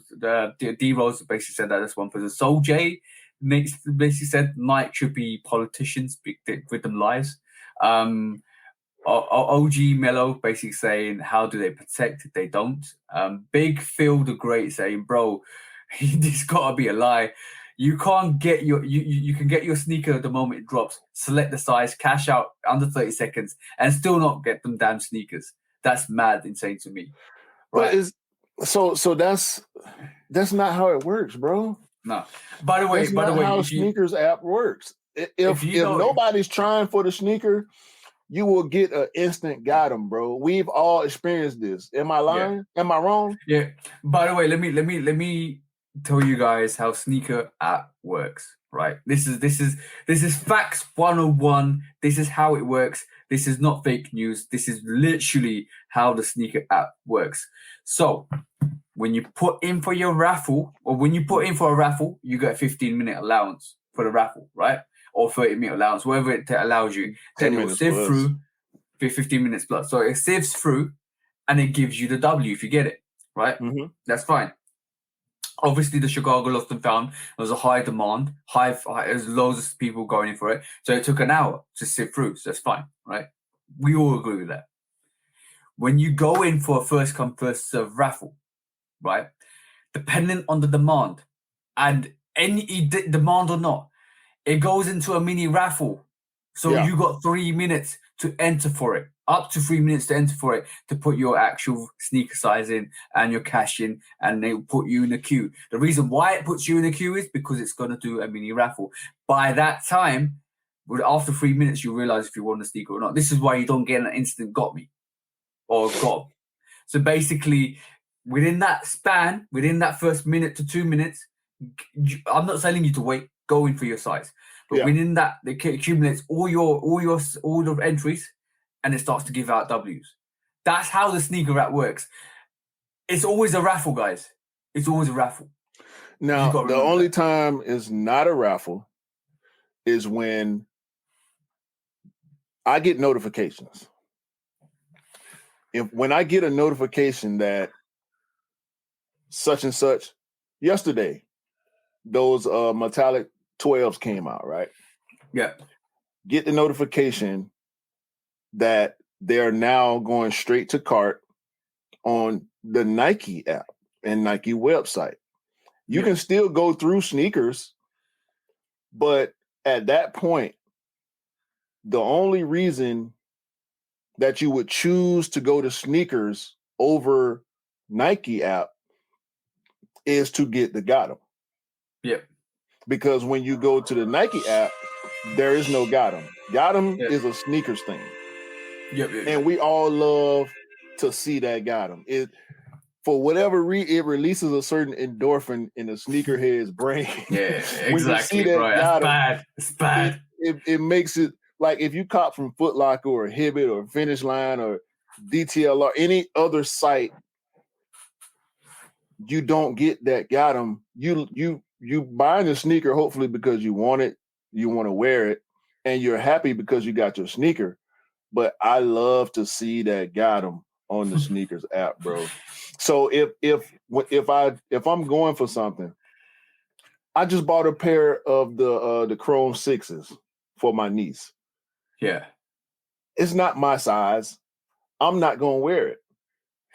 But when I made the purchase and that got them popped up, I saved it. And what did I do? I sent it to you. Yeah. I didn't post it because it's not my sneaker. And plus, I don't want my niece to know. Thankfully, I got multiple nieces. I got something like 15, 16 nieces. Yeah. So I could post the got them. And even if the niece that's getting the shoe sees it, she won't know it's hers. I could say this is my niece's shoe, and she wouldn't know because I got so many. The niece I'm talking about got sisters. All my nieces got sisters, except for one of them. And the one that doesn't have any siblings don't care about that shoe. You see what I'm saying? But it's something about the got them. Now I'm going off track. It's sneaker crack, bro. It literally is sneaker crack. It's sneaker porn, sneaker crack. Whatever addiction you want to tie to it is equivalent for us. You know, it's the equivalent of somebody that's using drugs when they get it in their hand, they're like, oh, drugs. You know what I'm saying? By the way, the only exception with that raffle system is exclusive access, which is not, because it means you can cop, and anything that's shock drops, which is not, because you can instantly cop. I made a mistake. I sent you the exclusive access W I got. Oh yeah. On the 11s. I didn't send you. Did I send you the Chrome? Got them too? No. No, I showed you the shoe. I'm sorry, I showed you the shoe. But I got that W for Black. Shout out to Black. Shout out, let's go here. I got EA on the Cherry 11s. I don't want the shoe. Yeah. I know a couple of guys that do. Black was one of those guys, so I copped for him. And instant W is so because it's like you're saying, exclusive access, and there's not that many. There's still a lot of people that get exclusive access, but when I hit the button, put in my password, instant got them. Yeah, and exclusive access is until the stocks levels. It's limited to stock levels as well, so you got to be quick with that. By the way, shout out to Jenny for. Okay, I'm sorry. Shout out to Jenny for what? For getting another exclusive access on those Jordan 11 cherries. she was like, how can I get 2 exclusive accesses for the same sneaker? She's got it once. Y'all in a smaller pond over there. I said, bro, that sneaker's not going to... That sneaker's not going to... The Jordan 11 cherries is not going to sell out. Bro, over here it's going to sell out. There's no demand for it at all. It's hot over here, bro. Bro, and I've heard there's about 1 million pairs of that coming out, so it's bread level. It's like it's fish grease in the US, bro. People going in on them Cherry 11s, but yeah, not a lot of people, bro. I literally had about 3 people message me the other day. I've got exclusive access on the Jordan 11 cherries. Do you want them? I said, no, I'm fine, bro. And they're not picking them up here, bro. I think truly and honestly, I think that sneaker might just sit around for a little while in the UK. I wouldn't be surprised. Listen, from what I've seen since we've been knowing each other, the amount of stuff that the Travis Air Trainer 1 sat over there. You walked in the store and bought a pair of the Air Max, right? Yeah, no, not the Air Max. I got the win. You got for the W Max. On the Air Max. Yeah, from Sneakers Up. Scott picked up from Offspring. Even bro, the Khaled 5s are sitting. The Khaled 5s are sitting here. Even the Cell pair is in some stores. We can talk about something else now, but I don't. I don't think this is. I don't think this is cap per se. I do think this is a real thing. How much can we trust Nike's bot protection? You can't say, because the demand is so high on certain releases that it's going to be stupid. If anybody, including you, expected that Chicago 1 release to go smoothly, you're not paying attention to the way things happen regularly with super hype. It's always a problem with super hype releases. They never go smoothly. But by the way, I'm actually also what I was going to say about the sneakers app. A lot of people get kicked out because their payment information might not go through. So when I got exclusive access on the Cherry 11s, I went for a size 11 because me and Black were the same size, and they were gone. By the time I got confirmation from him that he still wanted it, the size 11 was gone. So he asked me if I could get a GR pair for his son and his daughter, and I went back in to check the GR sizes, and the 11 popped up. Yeah, that happens sometimes. That happens sometimes. I've had that happen. Like what I recommend for you guys is, don't keep going in for it and keep refreshing your sneakers up until you get the sold out sign. And until then, there's gonna be pairs. But yeah, on that, bro. Like I'm on the lost and founds. Let me say that. Yeah, I admit that I didn't see that. I didn't see that coming. I thought it was gonna be a more exclusive pair. I should have known the hype was gonna be hands down crazy for that. But I'm actually hearing they're restocking everywhere. Like no, not everywhere. They're restocking here and there. Sneaker. I'm hearing the sneakers up are still giving out some like exclusive accesses from time to time. I'm hearing they're still around. I won't be surprised. Late shipments too as well. I won't be surprised if we see a couple of shock drops here or a couple of shock drops there. So just be alert. Just be alert. They'll come back around, but they won't be in abundance, and they will go very, very quickly. Quickly. I think Nike would be stupid to do a reserve on the lost and found. They should just do exclusive access. And I know, myself included, I don't like the exclusive access model, but when I get it, I love it. Yeah, exactly. So, I don't think they should do any more first come first serve on the Chicago, because it's just gonna be the same thing over again. Yeah, exactly. Give it to the people that want it the most, and also he's got his pair now because he bought his from eBay because he was happy with the price. He bought it from eBay, he got sent to me, and now I've already sent it over to him. So hopefully he's gonna get it next week, so he can get his Chicago Lost and Founds, which is great because everybody, I'm telling you guys. My reviews for the Lost and Found will be out by now by the time you listen to this, so go and check it out. But I'm telling you guys, like, definitely, if you can maneuver to get the pair for as low as it is, I would definitely try and get it now, sooner rather than later, because that pair is going to go crazy in the next couple of months to a year. But along with the that post from Sneakers, we have the beta launch of Dot Swoosh. Yep, Dot Swoosh, yeah. They sent out, and we've been waiting on this. I can't remember exactly what. I think it was Sneakers Day. When they first launched the app, and it's been dormant for months and months, and they finally sent out notifications, emails telling people, "Hey, you can go and do your official sign up." As you can see, the site is actually active.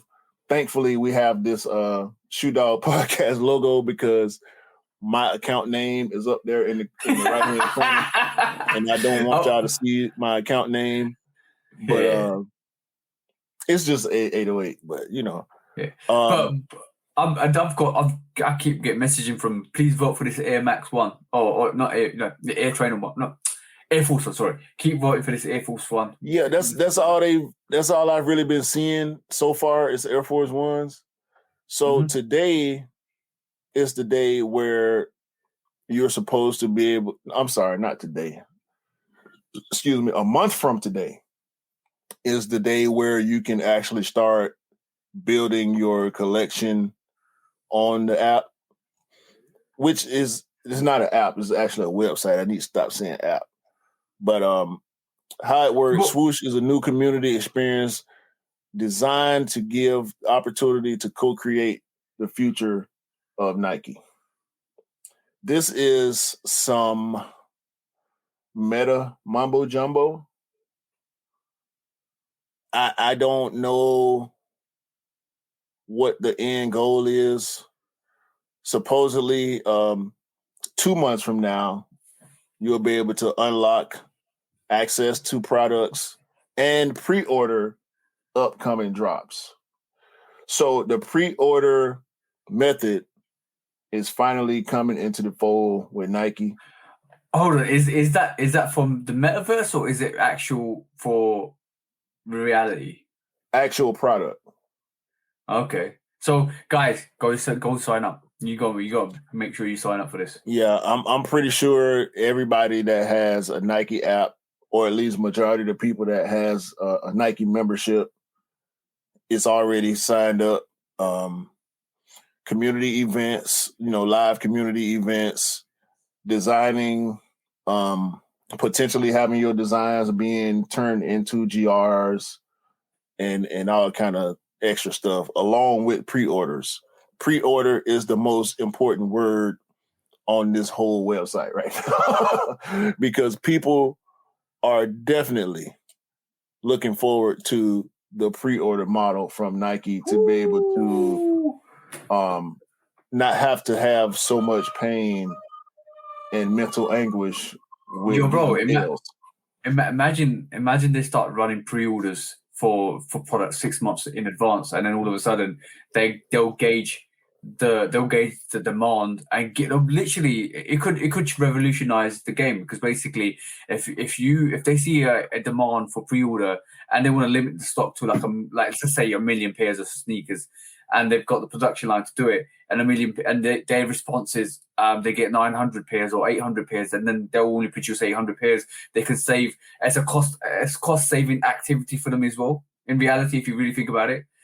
So if like for instance, if they release a model sneaker and there's not a lot of demand to it, but there's still enough demand to manufacture it, and they've released a pre-order for it because they can gauge it like that, and all of a sudden, instead of making 500,000 pairs, they make 250 million pairs. That's half the production line. See what I'm saying? Exactly. So sneakers won't sit around. So that probably potentially could revolutionize it. And on the counterverse is, if Chicago Lost and Found was on that list for pre-order, and 2 million people or 3 million people wanted it, and they said, all right, cool, our production line is 1 million, but we've got all this other potential there. Yeah. Why wouldn't you fulfill it? So and if you're pre-ordering and actually paying at the pre-order, they have to make it. So this will combat. I think this will combat bots also. However, we know people already have multiple .swoosh accounts. Mm-hmm. So it's going to be some of the same, but hopefully this pre-order model will help sneakers be more available to people. Yeah. I wouldn't want to wait 5, 6, 7 months, but if it guarantees that I'm gonna have my pair, a pair that I really want, I'm with it. I think whatever the case, we're speculating here. It's all speculation. It's all under the guise of speculation at the moment. What we're coming up with is the best scenario. But it could be totally different. It could be totally different. So it's going to be interesting to work out what Nike do with their releases, how with that pre-order. I think there's going to be a lot of testing with that first of all, and I think that pre-order test will be for GR pairs, which I think like a Jordan 13 or a Jordan 5 or a Jordan 7 or 8 might be involved in, because it'll give the production line a better fine-tuned production line. So like we're talking about the playoff 8s coming back out next year. If they do a pre-order for that, all of a sudden if there's not a lot of demand for the playoff 8, and the people that actually ordered it or pre-ordered it will get it, they'll get it. And that's the way it might work, because all of a sudden now the people that want it will get it. The people that sneaker won't sit around. But in the let's look at the obscure way, because if people get it and they get it and it's not around, and when other people see people wearing it, it might increase the demand for it, because we know how things like that work. Because a lot of people aren't interested in the sneaker until they see it on other people's feet, and all of a sudden that's no longer an issue. That's a problem for people that don't pre-order it, because all of a sudden you see it on other people's feet and you really want it. It might actually spike up the prices for some of these sneakers in reality. So there's always going to be the dynamics of resale and the complexity of resale will change. And it's be interesting to see and monitor how that happens. And from a strategic value point of view, you might do resellers want to risk going into the market early on and buying as many pairs as possible to stack them? Maybe not, because everybody's got their pairs. But in the long run, they might have value to that, because people that have got it and people that actually slept on it might want it. So there's dynamics to this. This is like an onion, layers of levels and levels and levels to this. So, and also, how will this affect foot sites ordering? Will other stores and boutiques still get the same amount, and Nike just control how many pairs they have? So to keep from having to discount products that don't sell, which segues into another topic that we want to discuss, some recent news that Nike and Adidas are cutting production next year. Yeah, that's something that we need to talk about. We'll talk about that now, because we've basically literally clumbered onto this subject. A lot of people worried. I think you need to really read the narrative of what's actually happening, because there's loads like this production reduction, right? As that goes well, production reduction. Production reduction is really a reactive measure, short-term wise. Remember, it's short-term. Because of the COVID restrictions in China. And this is the production reduction is until winter 2023 at this moment in time. It's because of what's happening in China with COVID. A lot of people not hearing what's actually happening, because you need to go investigate it further. But the stock levels, China, like, imagine you're no longer making shipment for China because of the issues within COVID within China. You're no longer making pairs for Russia, because obviously what's happening with the global climate in Russia and what they've recently done. The war in Ukraine and all that. Exactly. So a lot Adidas and Nike actually stopped selling their product in Russia. So now you're having excessive pairs that are actually sitting around, and they're actually trying to give it to countries that want it. This is why we're seeing sneakers sit in a lot of places, because the production that normally don't come to us is actually coming to us. And a lot of people are worried. I would say there's no real need to be worried at this moment in time, because you will still get the stock levels that you always got prior to COVID, during COVID, and after COVID. It's just the production of 30 to 40% that's being reduced from the production line is to countermeasure the stock levels for China and Russia. So Russia is a huge country, bro. Exactly. So what you think? If you're sitting here and thinking that production line they're going to reduce the number of pairs that I'm going to, or the UK or the Europe or the States is going to get, no, you're not. It's not that. It's the correct way Nike and Adidas are doing this, by reducing that production line to make sure that they don't overproduce pairs for countries that don't receive pairs at this moment in time. And when I've said short term, it's short term. Things might change in China by the time summer winter comes around. Then they might open up a bit more, and then pairs will release to China, so the production line will go back up again. It's like any business. You're not going to, like, this is when we say same thing when we're talking about pre-orders.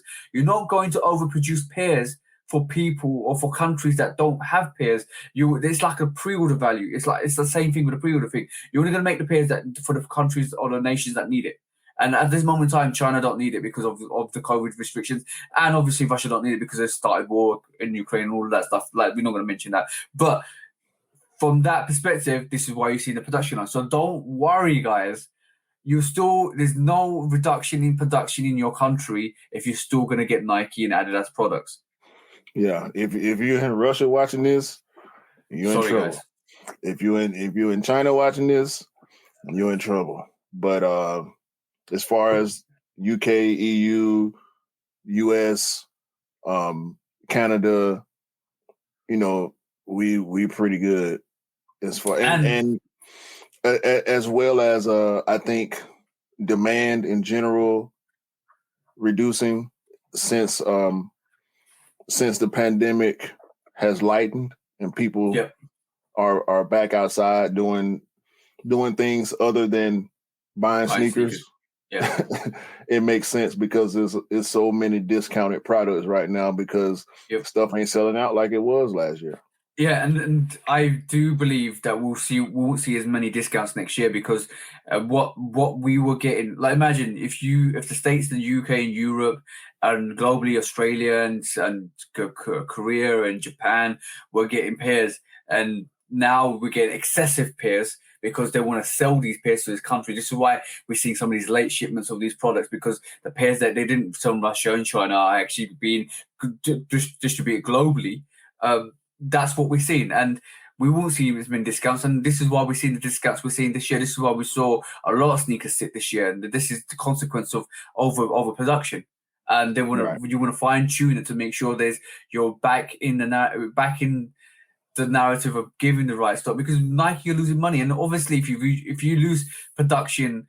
30-40% production, you are going to reduce the bottom line of profits that you actually get producing anyway. So the best situation for Nike is that the situation in Russia and the situation in China opens back up and they produce as many stocks as they wanted as they did before because they can give it to the countries.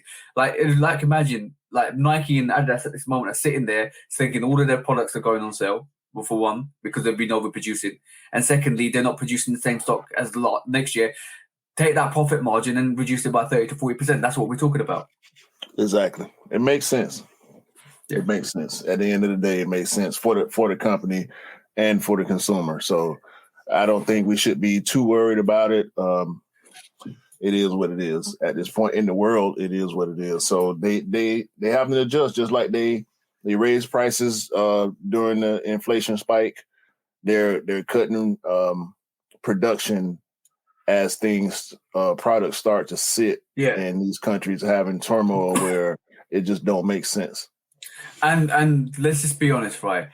If pre-COVID, during COVID, and after COVID, if your stock level was 100K for your country, it's not going to be 60K. It's still going to be 100K. The production line for Russia will be zero because the production line for China will be zero because they're not producing it. And that's the 30-40% that the company's not producing anymore. Right. Just remember that. Don't panic, guys. Don't panic. And somebody did ask a valid question to me. Does that mean we're going to see prices spike or be more or prices spike or is the resale market going to take off again because of the reduction of production? Possibly. Because like people in China or people in Russia that want it probably will have to go to the aftermarket, which is a resale market, and try to get their pairs. But it'll be less product. Like with every product that's less produced, there is going to be increased demand on it from other countries. That and it's going to increase the price of resale from some sneakers because sneakers won't be sitting as they are now. But it doesn't mean you have less chance of getting your sneaker in your country because you still have the same stock level. Exactly. This might actually breathe some life into StockX, unfortunately. Hopefully that's not the case. I know over there, Collect, it'll probably, boost their profits and their notoriety. Yeah, but hopefully StockX won't get no wins off this. Now, okay. The main reason why we're here, bro. The main reason why we're here. We left the best to last, bro. Nike sues Cool Kai and Ami. Ami and a Hellcat for trademark infringement. Now, I want to say a few things about this. First of all, can I just quickly understand? Can I quickly just understand one thing, right? What? Wasn't Cool Kai and Omni beefing? Okay. Let's go there first. Yeah, I want to know that situation before you go. So there are three. They're only showing, and we're only talking about two. But there are three independent brands: Kai, Ami, and there's also Psy. Okay. These three guys know each other. Kai has been, the most prominent in this space. Kai has arguably made the most money. Kai is the most popular. But Kai and Ami were once in business together. Okay. They're no longer in business together. Kai has continued to be successful. Ami has continued to be successful also.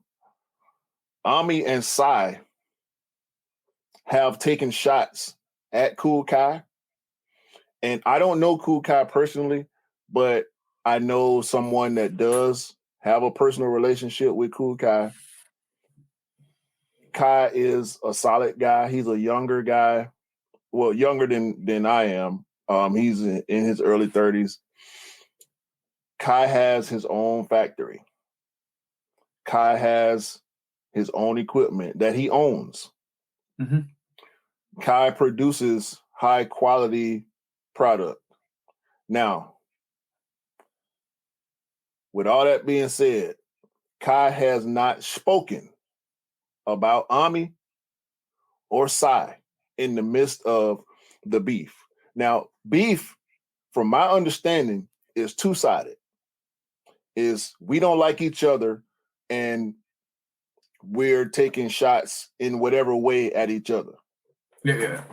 Kai don't participate in the beef, so it's a one-sided beef, which is can you still call it beef? Yeah, you call it one-sided beef. Kai is past all that. Yeah. Kai ain't said nothing hateful or derogatory about these guys. That's what they're doing. In my opinion, excuse my French, they dick riding Kai. Because of the three of them, Kai has been the most successful and the most notable. Yeah. So they're all guilty of plagiarism. Let's get this straight. I love Nike. So do you. Yeah. I buy Nike exclusively, Nike and Jordan brand. However,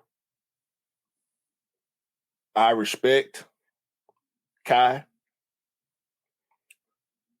I'm a fan of Kai as a businessman,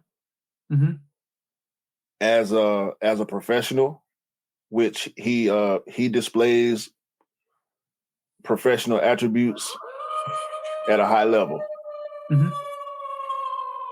Kai is nationwide, going from city to city with his releases, and they work.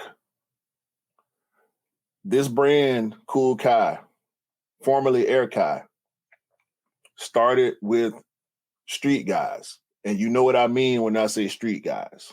Yeah. I don't have to elaborate on that. The street guys supported Kai to a point where he was able to increase his infrastructure. Like I said, Kai has his own warehouse, his own factory. He is not producing, his products are not being produced by a third party. Kai employs people. All in-house, yeah. In-house. Kai is responsible for people's families being fed. All right. Kai has given people opportunities that they wouldn't have had otherwise. Yeah. All these reasons are why I respect Kai. I don't have a pair of Cool Kais. The price point is not where I want to be at. $300? Nah. But that's not gonna stop. I've seen it, bro. I've been at RetroCon 1. Kai's pop-up in Atlanta was right next door to the venue of RetroCon 1. Talking about a line down the block, half a mile down Peter Street, Atlanta, Georgia. People were lined up for their chance to get a pair of Cool Kais. Air Kais at the time. Half a mile down the block. I'm not bullshitting y'all. I saw this with my own eyes. Lined up from early in the morning. I'm talking about, bro, y'all thought these lost and found lines was long? They went long as a Cool Kai line. No. I'm telling you what I've seen with my own eyes. No word of a lie. No cap, no bullshit. The man moved units, period. When this pair of Black Toe Chicago Air Kais released, it was this pair. There were the Royal, the black and blue pair, and there were a couple of lows. I can't remember exactly what lows there were. When those 4 sneakers released in Atlanta, along with the merch, and the merch, top quality. I'm talking about $100 hoodies, and they well worth it. $50, $60 t-shirts. Good quality, bro. I mean, it's pretty much what Jordan Brand give us now. Anyway, like it sounds like what the price points are exactly what Jordan Brand give us. So exactly, but the price points for his sneakers are higher. Yeah, because you got to remember with a company, the more you produce it, the more effective it becomes. More effective because more you can reduce the prices. At this moment, made in one the factory. US. Yeah, made in the exactly. US. Exactly. I know that also plays into effect. And the reason why. Go ahead. The reason why I actually kind of cut you from talking about Nike versus Cool Kai versus Omni is I wanted to know the background between the 3 characters like Cool Kai, Omni, and obviously Sai. I wanted to know what was the situation there before we delve into the Nike situation, because the Nike situation, obviously we're talking about plagiarism. The Nike situation is totally different now because I know from what I'm hearing, Cool Kai and Omni don't get on, and they've been branded as co-defendants in this lawsuit.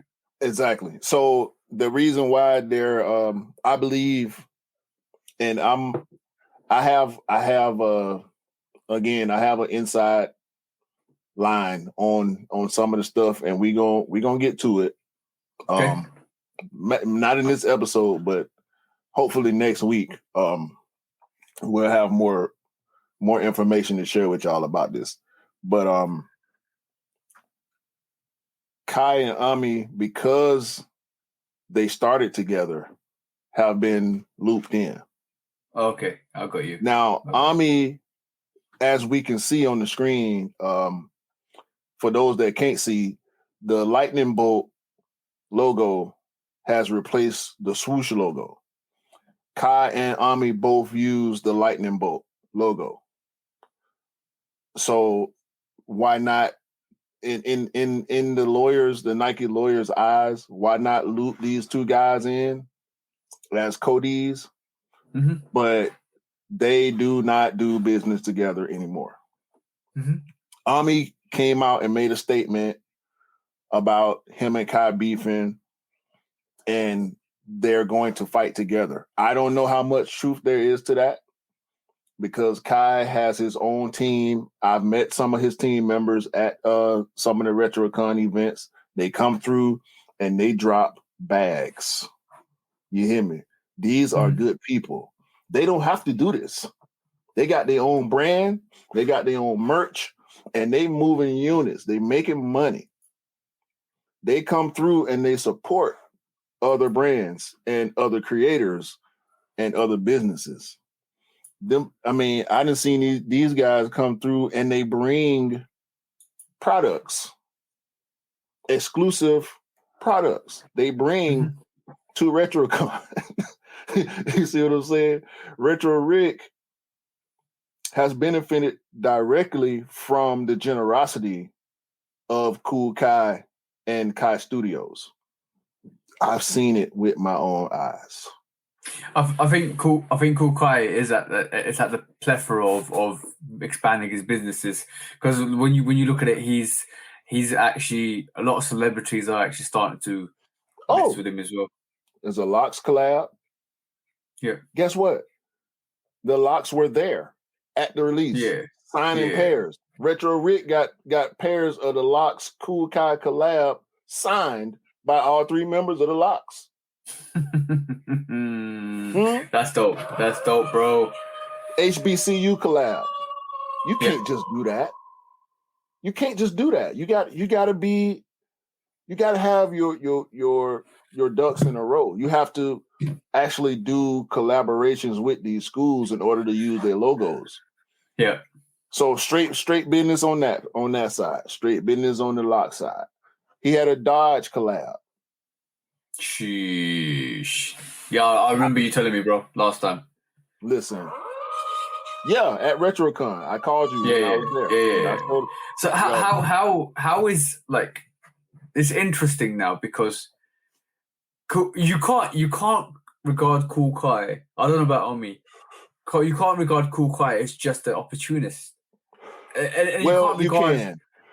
No, you can and you can't because it's got to a point where it's legitimate, bro. It's so legitimate that the brand holds too much value. Yes. Now, Kai and Ami and Sai all took advantage of Nike losing the rights to the patent. Yeah. Which they have regained, which is why this is happening now. For all the trolls out there, because I see it. Retro Rick is my partner. I've seen it on his page. I've seen the DMs. I've seen the text messages. People trolling this man. He ain't got nothing to do with the brand now. Retro Rick is his own independent brand. Mm-hmm. But him and Kai have a personal relationship. They support each other. Kai has bought products from Retro Rick himself. You know what I'm saying? Yeah. Rick travels and participates in these big pop-ups where this man got people lining up half a mile down the road. Yeah. The man, along with the other 2 brands, took advantage of Nike not having the patent.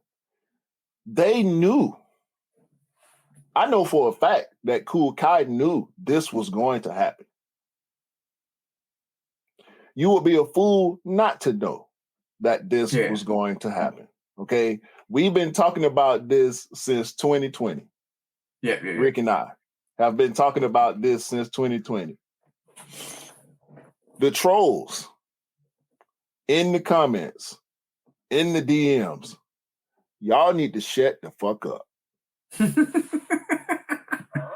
Because where were you when the unnamed high fashion brands was making knockoff Jordan 1s, knockoff Chuck Taylors, knockoff Jordan 3s and 4s, knockoff Crocs and Adidas slides?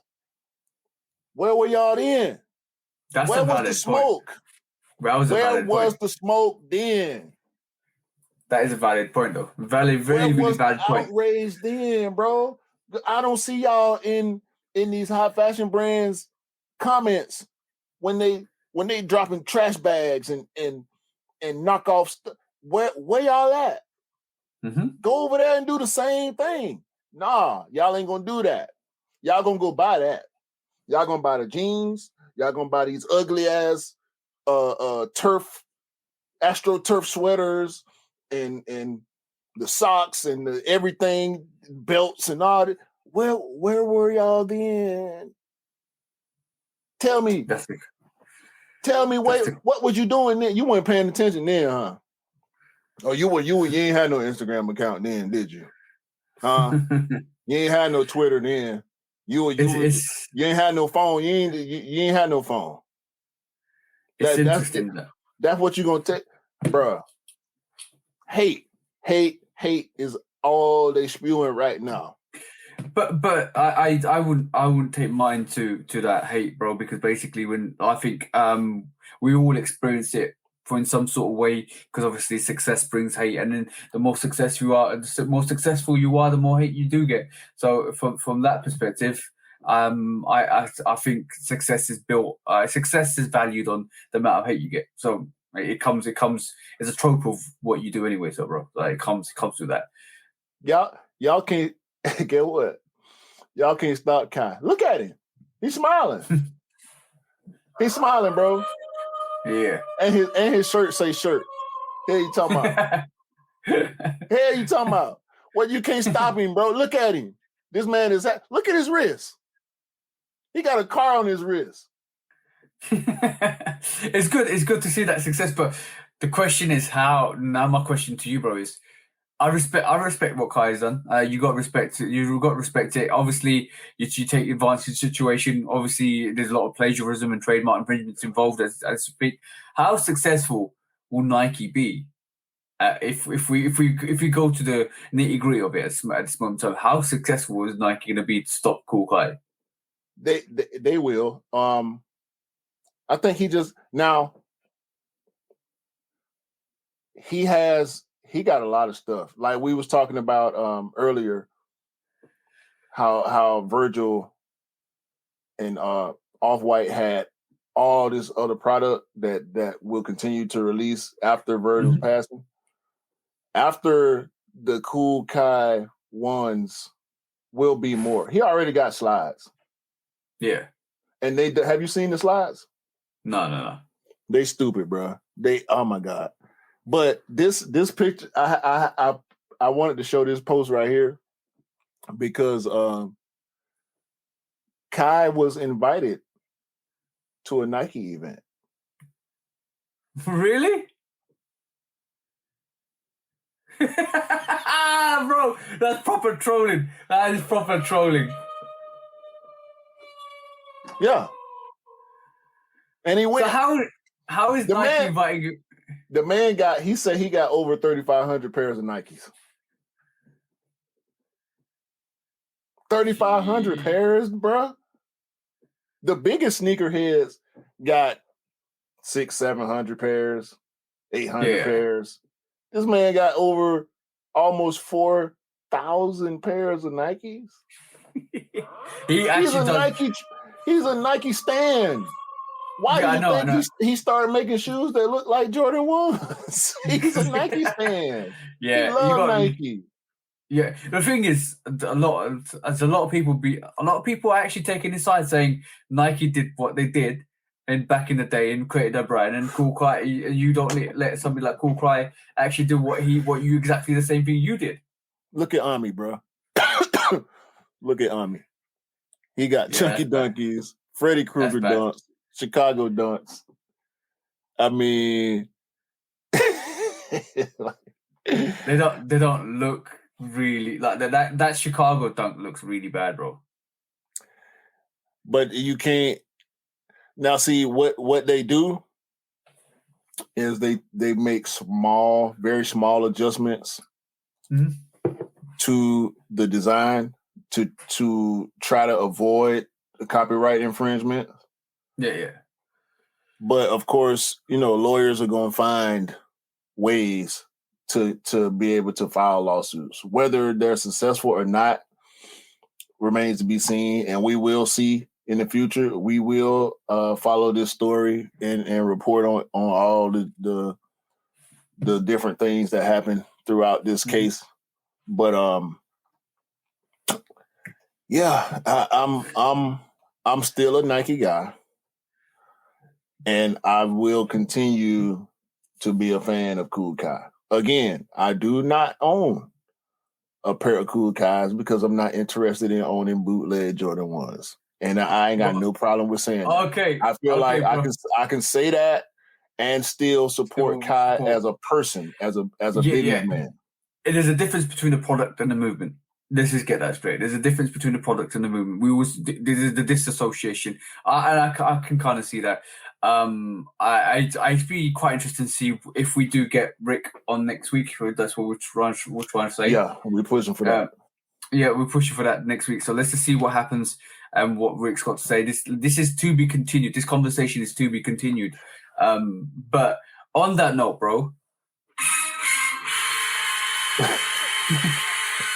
Lose, choose, or dump. Right. Who you picking out of this 3? You know Nike, what I'm picking, bro. Nike, Kukai, and Omi. So who you losing? Already... Who you choosing? I don't know. Let's just see. Who you losing, choosing dump. I don't know what the answer is. You might just say it. It's already set. It's already set, bro. I'm losing Ami. Yep. No. I'm sorry. I'm dumping Ami.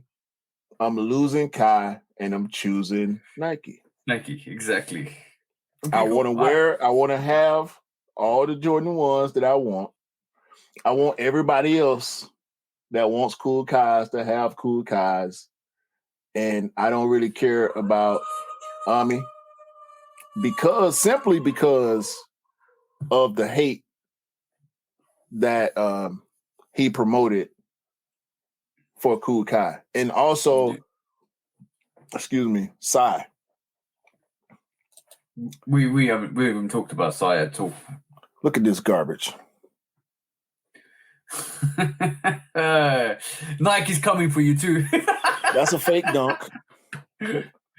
We got fake foam runners over here. We got fake off-white inspired stuff over here. That looks like the Sakai. Hey. Sakai waffle. Hey. You said it.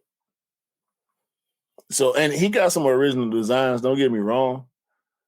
But they're not it. I can't wait to see the comments on on this part. Y'all let me know if y'all will buy any of this foolishness. This look like the fashion brand stuff that you can buy off of Amazon. You know what? I'm just gonna say, nope. Not at all.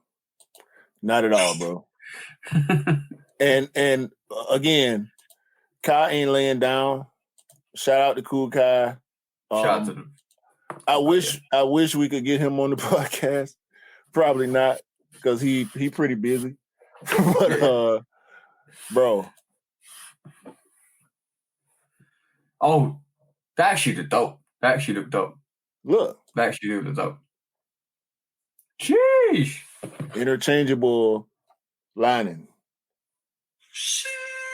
That's dope, bro. The fact that it does say Kai at the bottom as well. That I just got that. Yo, that's dope. You know what? That's original. That's actually really original. I like that. Yeah, he taking advantage of the slide wave, and he just released yesterday or this weekend, the weekend of the 3rd and 4th. What the Kais?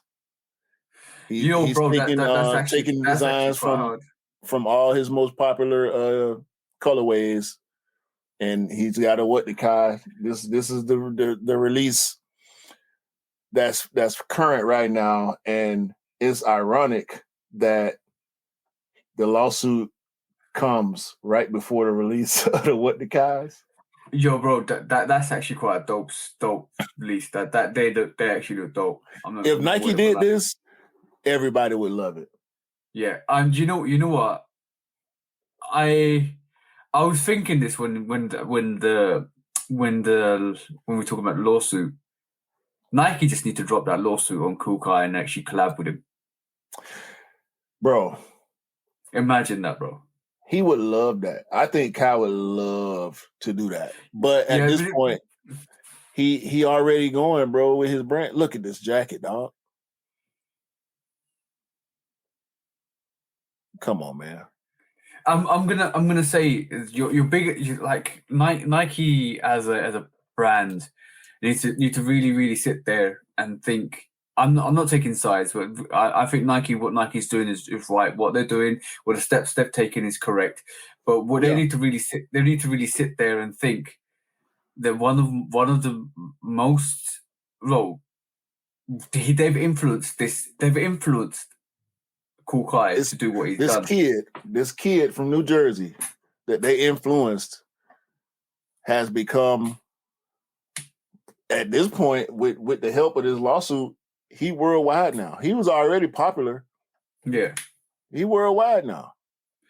Those look like Gatorade Jordan 1s, bro. Damn, bro. All I'm saying is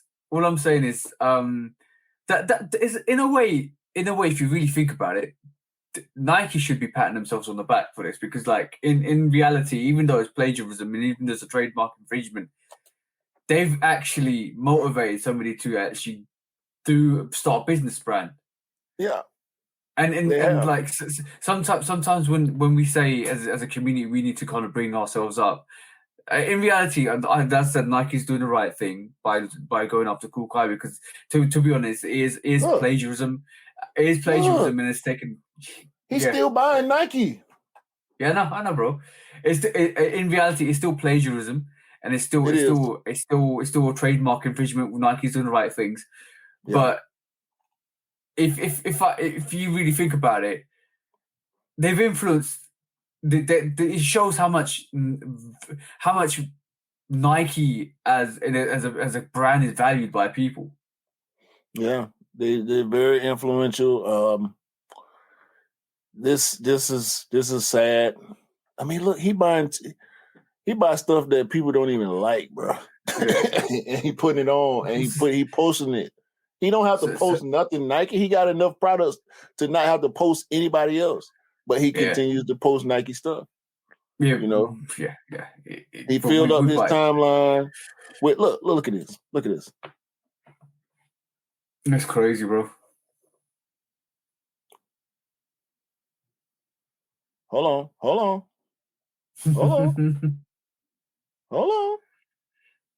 Sheesh. There we go. Let's go around the corner now for the Chicago Lows.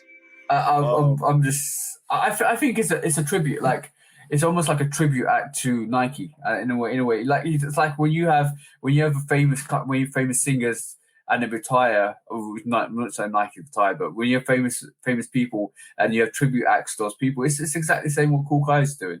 It's just a tribute act. But I understand both angles, and I think what Cool Guy has done is amazing in a way to get as far as he's gone to actually create his own factories to create a production line. But and also on the flip side, bro. Buying Bo Jacksons. Like, come on, bro. But on the flip side, is you can understand why Nike is irritated and annoyed. Yeah, no, I understand. I understand completely. Yeah. This is why I'm pretty much neutral with this situation, because again, I love Nike, but I got so much love for Kai too. So I refuse to pick a side in this. Look, Jim Jones and Joel Santana with Kai. I mean, I can't choose. Bro, shout to Cool Guy for doing such amazing work as well for the brand, for his brand to start what he started. Let's just take the whole concept of the trademark and the plagiarism out of it, and just look at it from a business angle. He is a great business in terms of business aspects. That is great business marketing, bro. Damian Lillard wearing Cool Guys on the NBA court. Like he got it, bro. He got it. Now with this lawsuit, he's officially out of here. Mm-hmm. He's out of here, bro. And I ain't got nothing but respect for him. It's just the Locks collab right here. The box is even dope. Look at the box, bro. No, that's his generic box. That's not even a special box. That's his generic box. Sheesh. Yeah. And there's also a white and black version. Sheesh. And the quality is on point, man. Not gonna lie, that's dope. Quality is on point. We're gonna monitor the situation, and we're gonna monitor the situation between Nike and Cool Kai. Omni, obviously, Cool Kai needs to disassociate himself with Omni and to basically let Nike deal with him alone. Yeah, he already has. I mean, he don't speak on it. He just do what he do. He don't hate him. He ain't out here, trying to hate or No. Talk about nobody in a negative way. He just doing what he do, and that's to be applauded. And that's probably the best way to be at the end of the day. This is what I just deflect hate and just deflect negativity and then carry on doing what you need to do. At the end of the day, there's always going to be haters out there, and the more haters you have, the more you realize you've actually made it. So in terms of that, just keep. I'll just say keep cool, guys. Just see what happens and keep going. But it's going to be interesting. The whole situation is going to be interesting with Nike and Cool Kai Nomi. So let's just see what happens with that. Yeah. But next week, this is to be continued, guys, because next week we are definitely going to go and have a look at it with hopefully Retro if he does come on. Yeah, we get Rick on. He'll be able to shed some more light or just add a different perspective. Exactly. On that, bro, it's always that time. Bro. You know what time it is, bro. Yes, sir. When resale is too high. Damn resellers. Order. When hype beats go too far. These damn hype beasts. Order in the court. Order. The back door opens. Guilty. It's time for Order in the court. the sneaker court of public Guilty. opinion.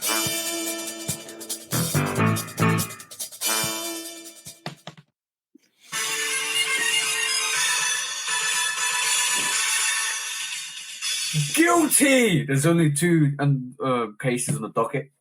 Today, first case I want to bring up is the Concept Lobsters, bro. Concept Lobsters. Concept. Don't you care if people wear your sneakers? I just want to say that. Don't you care about bot protection? Don't you care that the sneakers go to the right people? Don't you care that your sneakers are going to sit there and just collect dust for the resellers to actually extort people with their actual resale prices? And so it's ridiculous. So on that first note, bro, Concept, do better. Like really, really do better. That was I'm surprised not everybody's unfollowed you at this moment in time because that was horrendous. Like the fact that you didn't even care about protection. Like who goes in raw dog like that, bro? And let the resellers let the resellers cop everything they want. I'm just saying, bro. Am I wrong? Nah, you're right, bro. You're right, bro. That's straight raw dog, and they ain't no abortion. It's too late. I know, bro. Like, the fact that you know, lobsters are really in demand now. Everybody wanted them. You know the fact that you have a special box. You have something special that you want to give the community or people that actually love your sneakers. It went to the skate shops. It went to the boutiques. It went to your concept stores. Yet you didn't really think about bot protection. And you know how high it's probably as in high demand as a Chicago Lost and Found, bro. Let's just be honest. Yeah. And you still didn't think about it, and you still released it, and you let all the resellers cop them. So what about that poor kid that actually wanted your sneaker, that actually wanted the collection, that the parents are actually trying to pick that up for them or they're not none the wiser? You didn't give anybody a chance to pick it up. You didn't get any real sneakerheads a chance to pick it up because pretty much all the bots picked it up, and they're gonna extort the price on that. You literally gave them a gift. I wouldn't be surprised if that shoe already $1,000 on the aftermarket.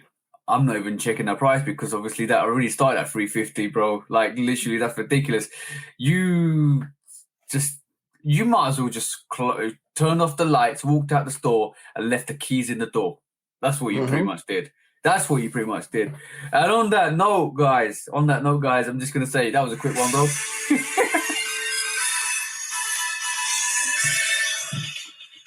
Guilty, because you need to grab all those pairs back and give it to the right people because all the resellers have just picked up all your pairs and they're going to extort the market. We're used to resellers picking up pairs and extorting the market, but we also used to actual people picking up the sneaker. I don't think how many. I can't count how many people picked it up in terms of real people picked it up. Probably not that many. Exactly. So on that note, you're guilty. But what's your weapon of choice today, bro? Because we didn't mention that. I'm bringing the heat straight to Concepts. All right, coming through, and we're gonna blaze blaze that concepts purchase system. We're gonna burn it down and rebuild it with bot protection, because real people deserve to get the sneakers, and concepts, y'all ain't doing it. It's not working. No. Second note, bro. Second note on sneaker court of public opinion, bro.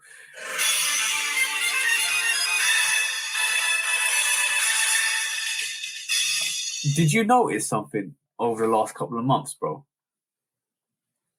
What? Ever since the J Balvins, did you notice something?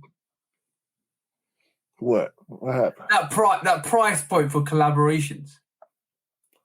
Oh yeah, it's $225 regular. Yeah, is Nike giving us up to have regular releases at $225 now? Because it sure does feel like it. Regular prices have been at between 200 and 210 for the past 6 months now. Yeah. So the premium price for the premium sneaker, bro, it's $225 now. I'm expecting to see other collabs come in at around $250. With the J Balvin releasing at $300, I think and the J Balvin, I kind of understand a little with the lights and the extra work that had to go in with putting lights in the shoe. Don't go above $325, Nike. It's not going to be good for y'all as far as concerned. I know, because at this moment in time, I can understand why the Khaled's were $205. The sneakers are premium. I can the Soulfly 13s. That was $205. I can understand that. It looks like the materials are dope. It looks like the whole construction, the box is dope. Even the Khaled box is dope. I don't understand the J Balvins, why they were $270 or nearly $300 for you guys. I don't understand that. I don't think. I just wanted to bring this to court to get your opinion on it, because I can't. It's at this moment in time. It's inconclusive. At this moment in time, I can't give a guilty. I can't give a not guilty. It's inconclusive because I want to see what happens. Because at this moment in time, collaborations are hitting 205. And that's because of the premium materials. Prices have gone up. Prices have definitely gone up. And especially with the Soulfly 13s and the Khaled 5, we saw the majority of them sit here, and they were easier to get. And that's because of the price range. That definitely because of that price range. If the Khaleds were at 170, I think they will sell out a bit more than they did. I think the same thing with the Soulflies. I think they will sell out, but that extra £35 that we get, or you talking about $45 or $50 that you guys are going to face, that's having a massive impact on why sneakers are sitting or selling. I think at this moment in time we're hitting the tipping point, and just because of what's actually currently happening globally and socially and economically, it's hitting the tipping point, bro. Sneakers at that price range aren't going to sell out. Nah. The Khaled's, even though they're pretty much gone now, they did take a while to sell out here. And I think that's partly because of the price range. Yeah. But I think we will probably see more of this as far as the collaborations go moving forward. But that retail price better not change for at least a few years. Mm-hmm. Or it's going to be trouble. I'm not, like I said, that there's no conclusive guilty or not guilty for this point at this point in time, because I wanted to bring it up. But as soon as that retail price goes to £200, you guys are guilty. How are you? And the thing is they're not even New Balances, because New Balances come with the materials, bro. New Balance come with quality. And New Balance is they charge premium prices. A lot of their GRs are higher priced than a lot of Nike and Jordans. But when you come with the quality and the craftsmanship, you can charge more. And a lot of these GRs don't have the quality for the prices they charge. No, and it's becoming And I heard a lot of people say this year. I'm going to be more selective next year. I heard, and from you to me to Scott to E to Cam to a lot of people, we might need to maneuver differently next year, depending on what's going to happen with the prices. I hope that due to the production range, that they don't increase the price of the sneakers to compensate for the loss of profit. I hope they don't do that. I hope they don't do that. I can see it happening, bro. And I hope they don't do that. If they start selling sneakers at retail for GRs at $200 or $225, to compensate, especially to compensate for the actual switch around for the production, bro, it's not a good look. It's not. It's a bad look, in fact, and they gotta get control of it and maintain price points that we can all agree on. Like I said, with the collabs, with the material, like I'm on my year 4, the materials warrant the price. Yeah, I agree with that. I mean, the extra tech that they put into it for the lights, questionable. It's questionable. Yeah, I don't even. It's a tool. First of all, people don't even really like tools like that, and that light. Like, come on, bro. I saw that sale.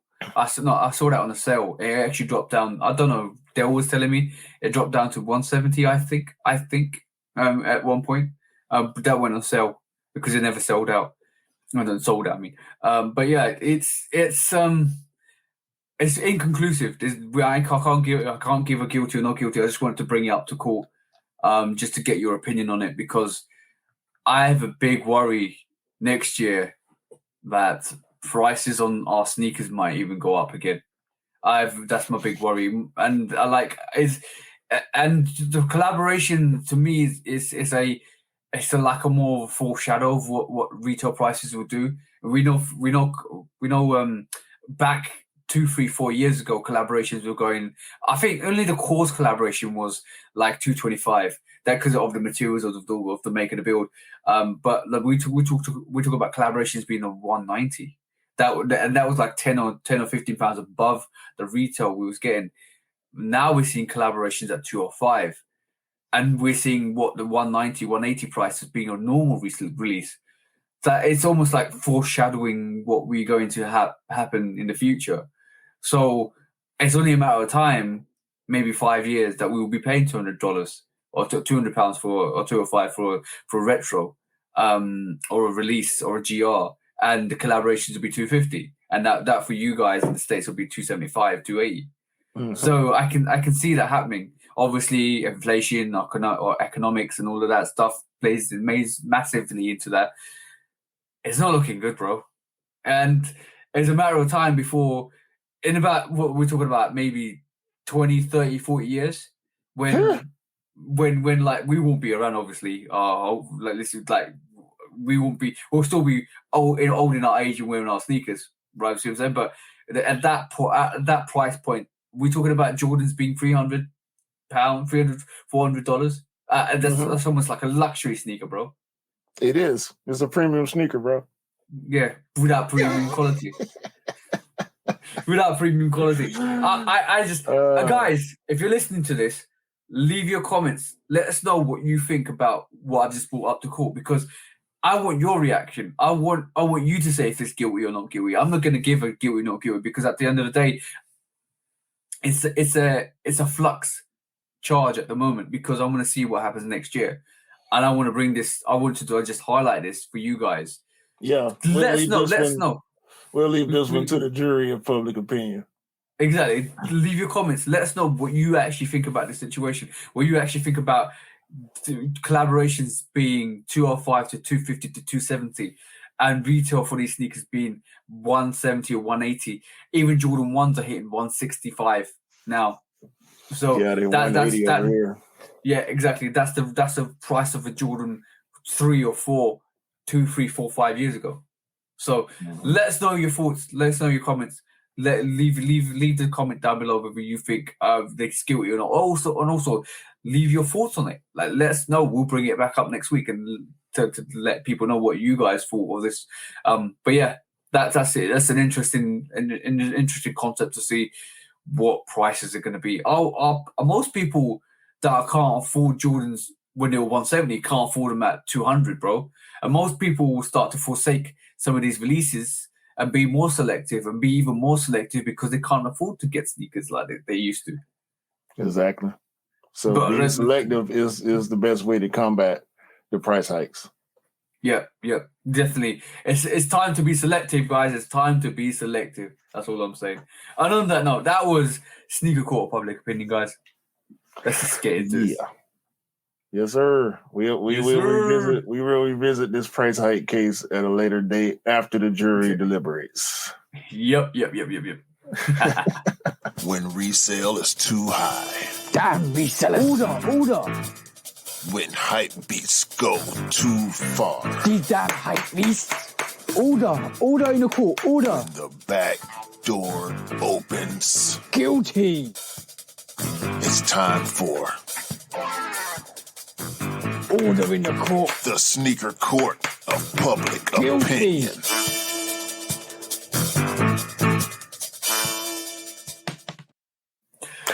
Yeah. That was the Sneaker Court Public Opinion. It's going to be interesting. I just want to see what happens with prices, bro. It's getting to a point where you have to really be selective. Yeah, man. That's why I started to change my thinking on purchases, especially after this past summer, where we actually got the price increases and we were still getting the same amount of releases every month. You gotta start making different decisions. Yeah, definitely. On that was a Shudo podcast episode 46 today. We'll basically we need to monitor the cool guy situation. We definitely need to monitor that situation. Christmas is around the corner, guys. Still a couple of good releases coming up. I think I might be officially done for this year, possibly.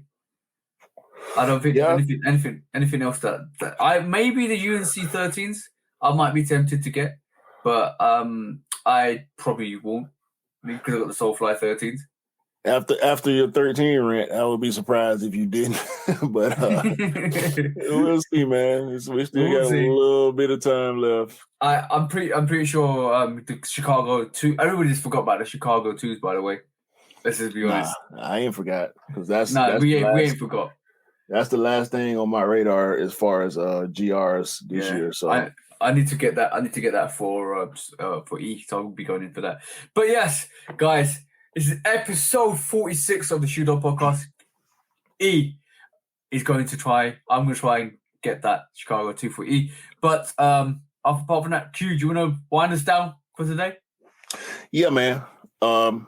Once again, shout out to all the bros. As usual, we appreciate all the support on all the platforms, Reddit, TikTok, IG, and YouTube. Y'all know where to find us. The descriptions are down. The links are in the description. Hopefully everybody has a great day, great rest of the year, and hopefully everybody can cop for retail all the sneakers that they want, because everybody deserves to have a lot of these dope releases that we had this year and for the rest of the year. For TJ, for myself, episode 46. We out of here. Peace. Peace out.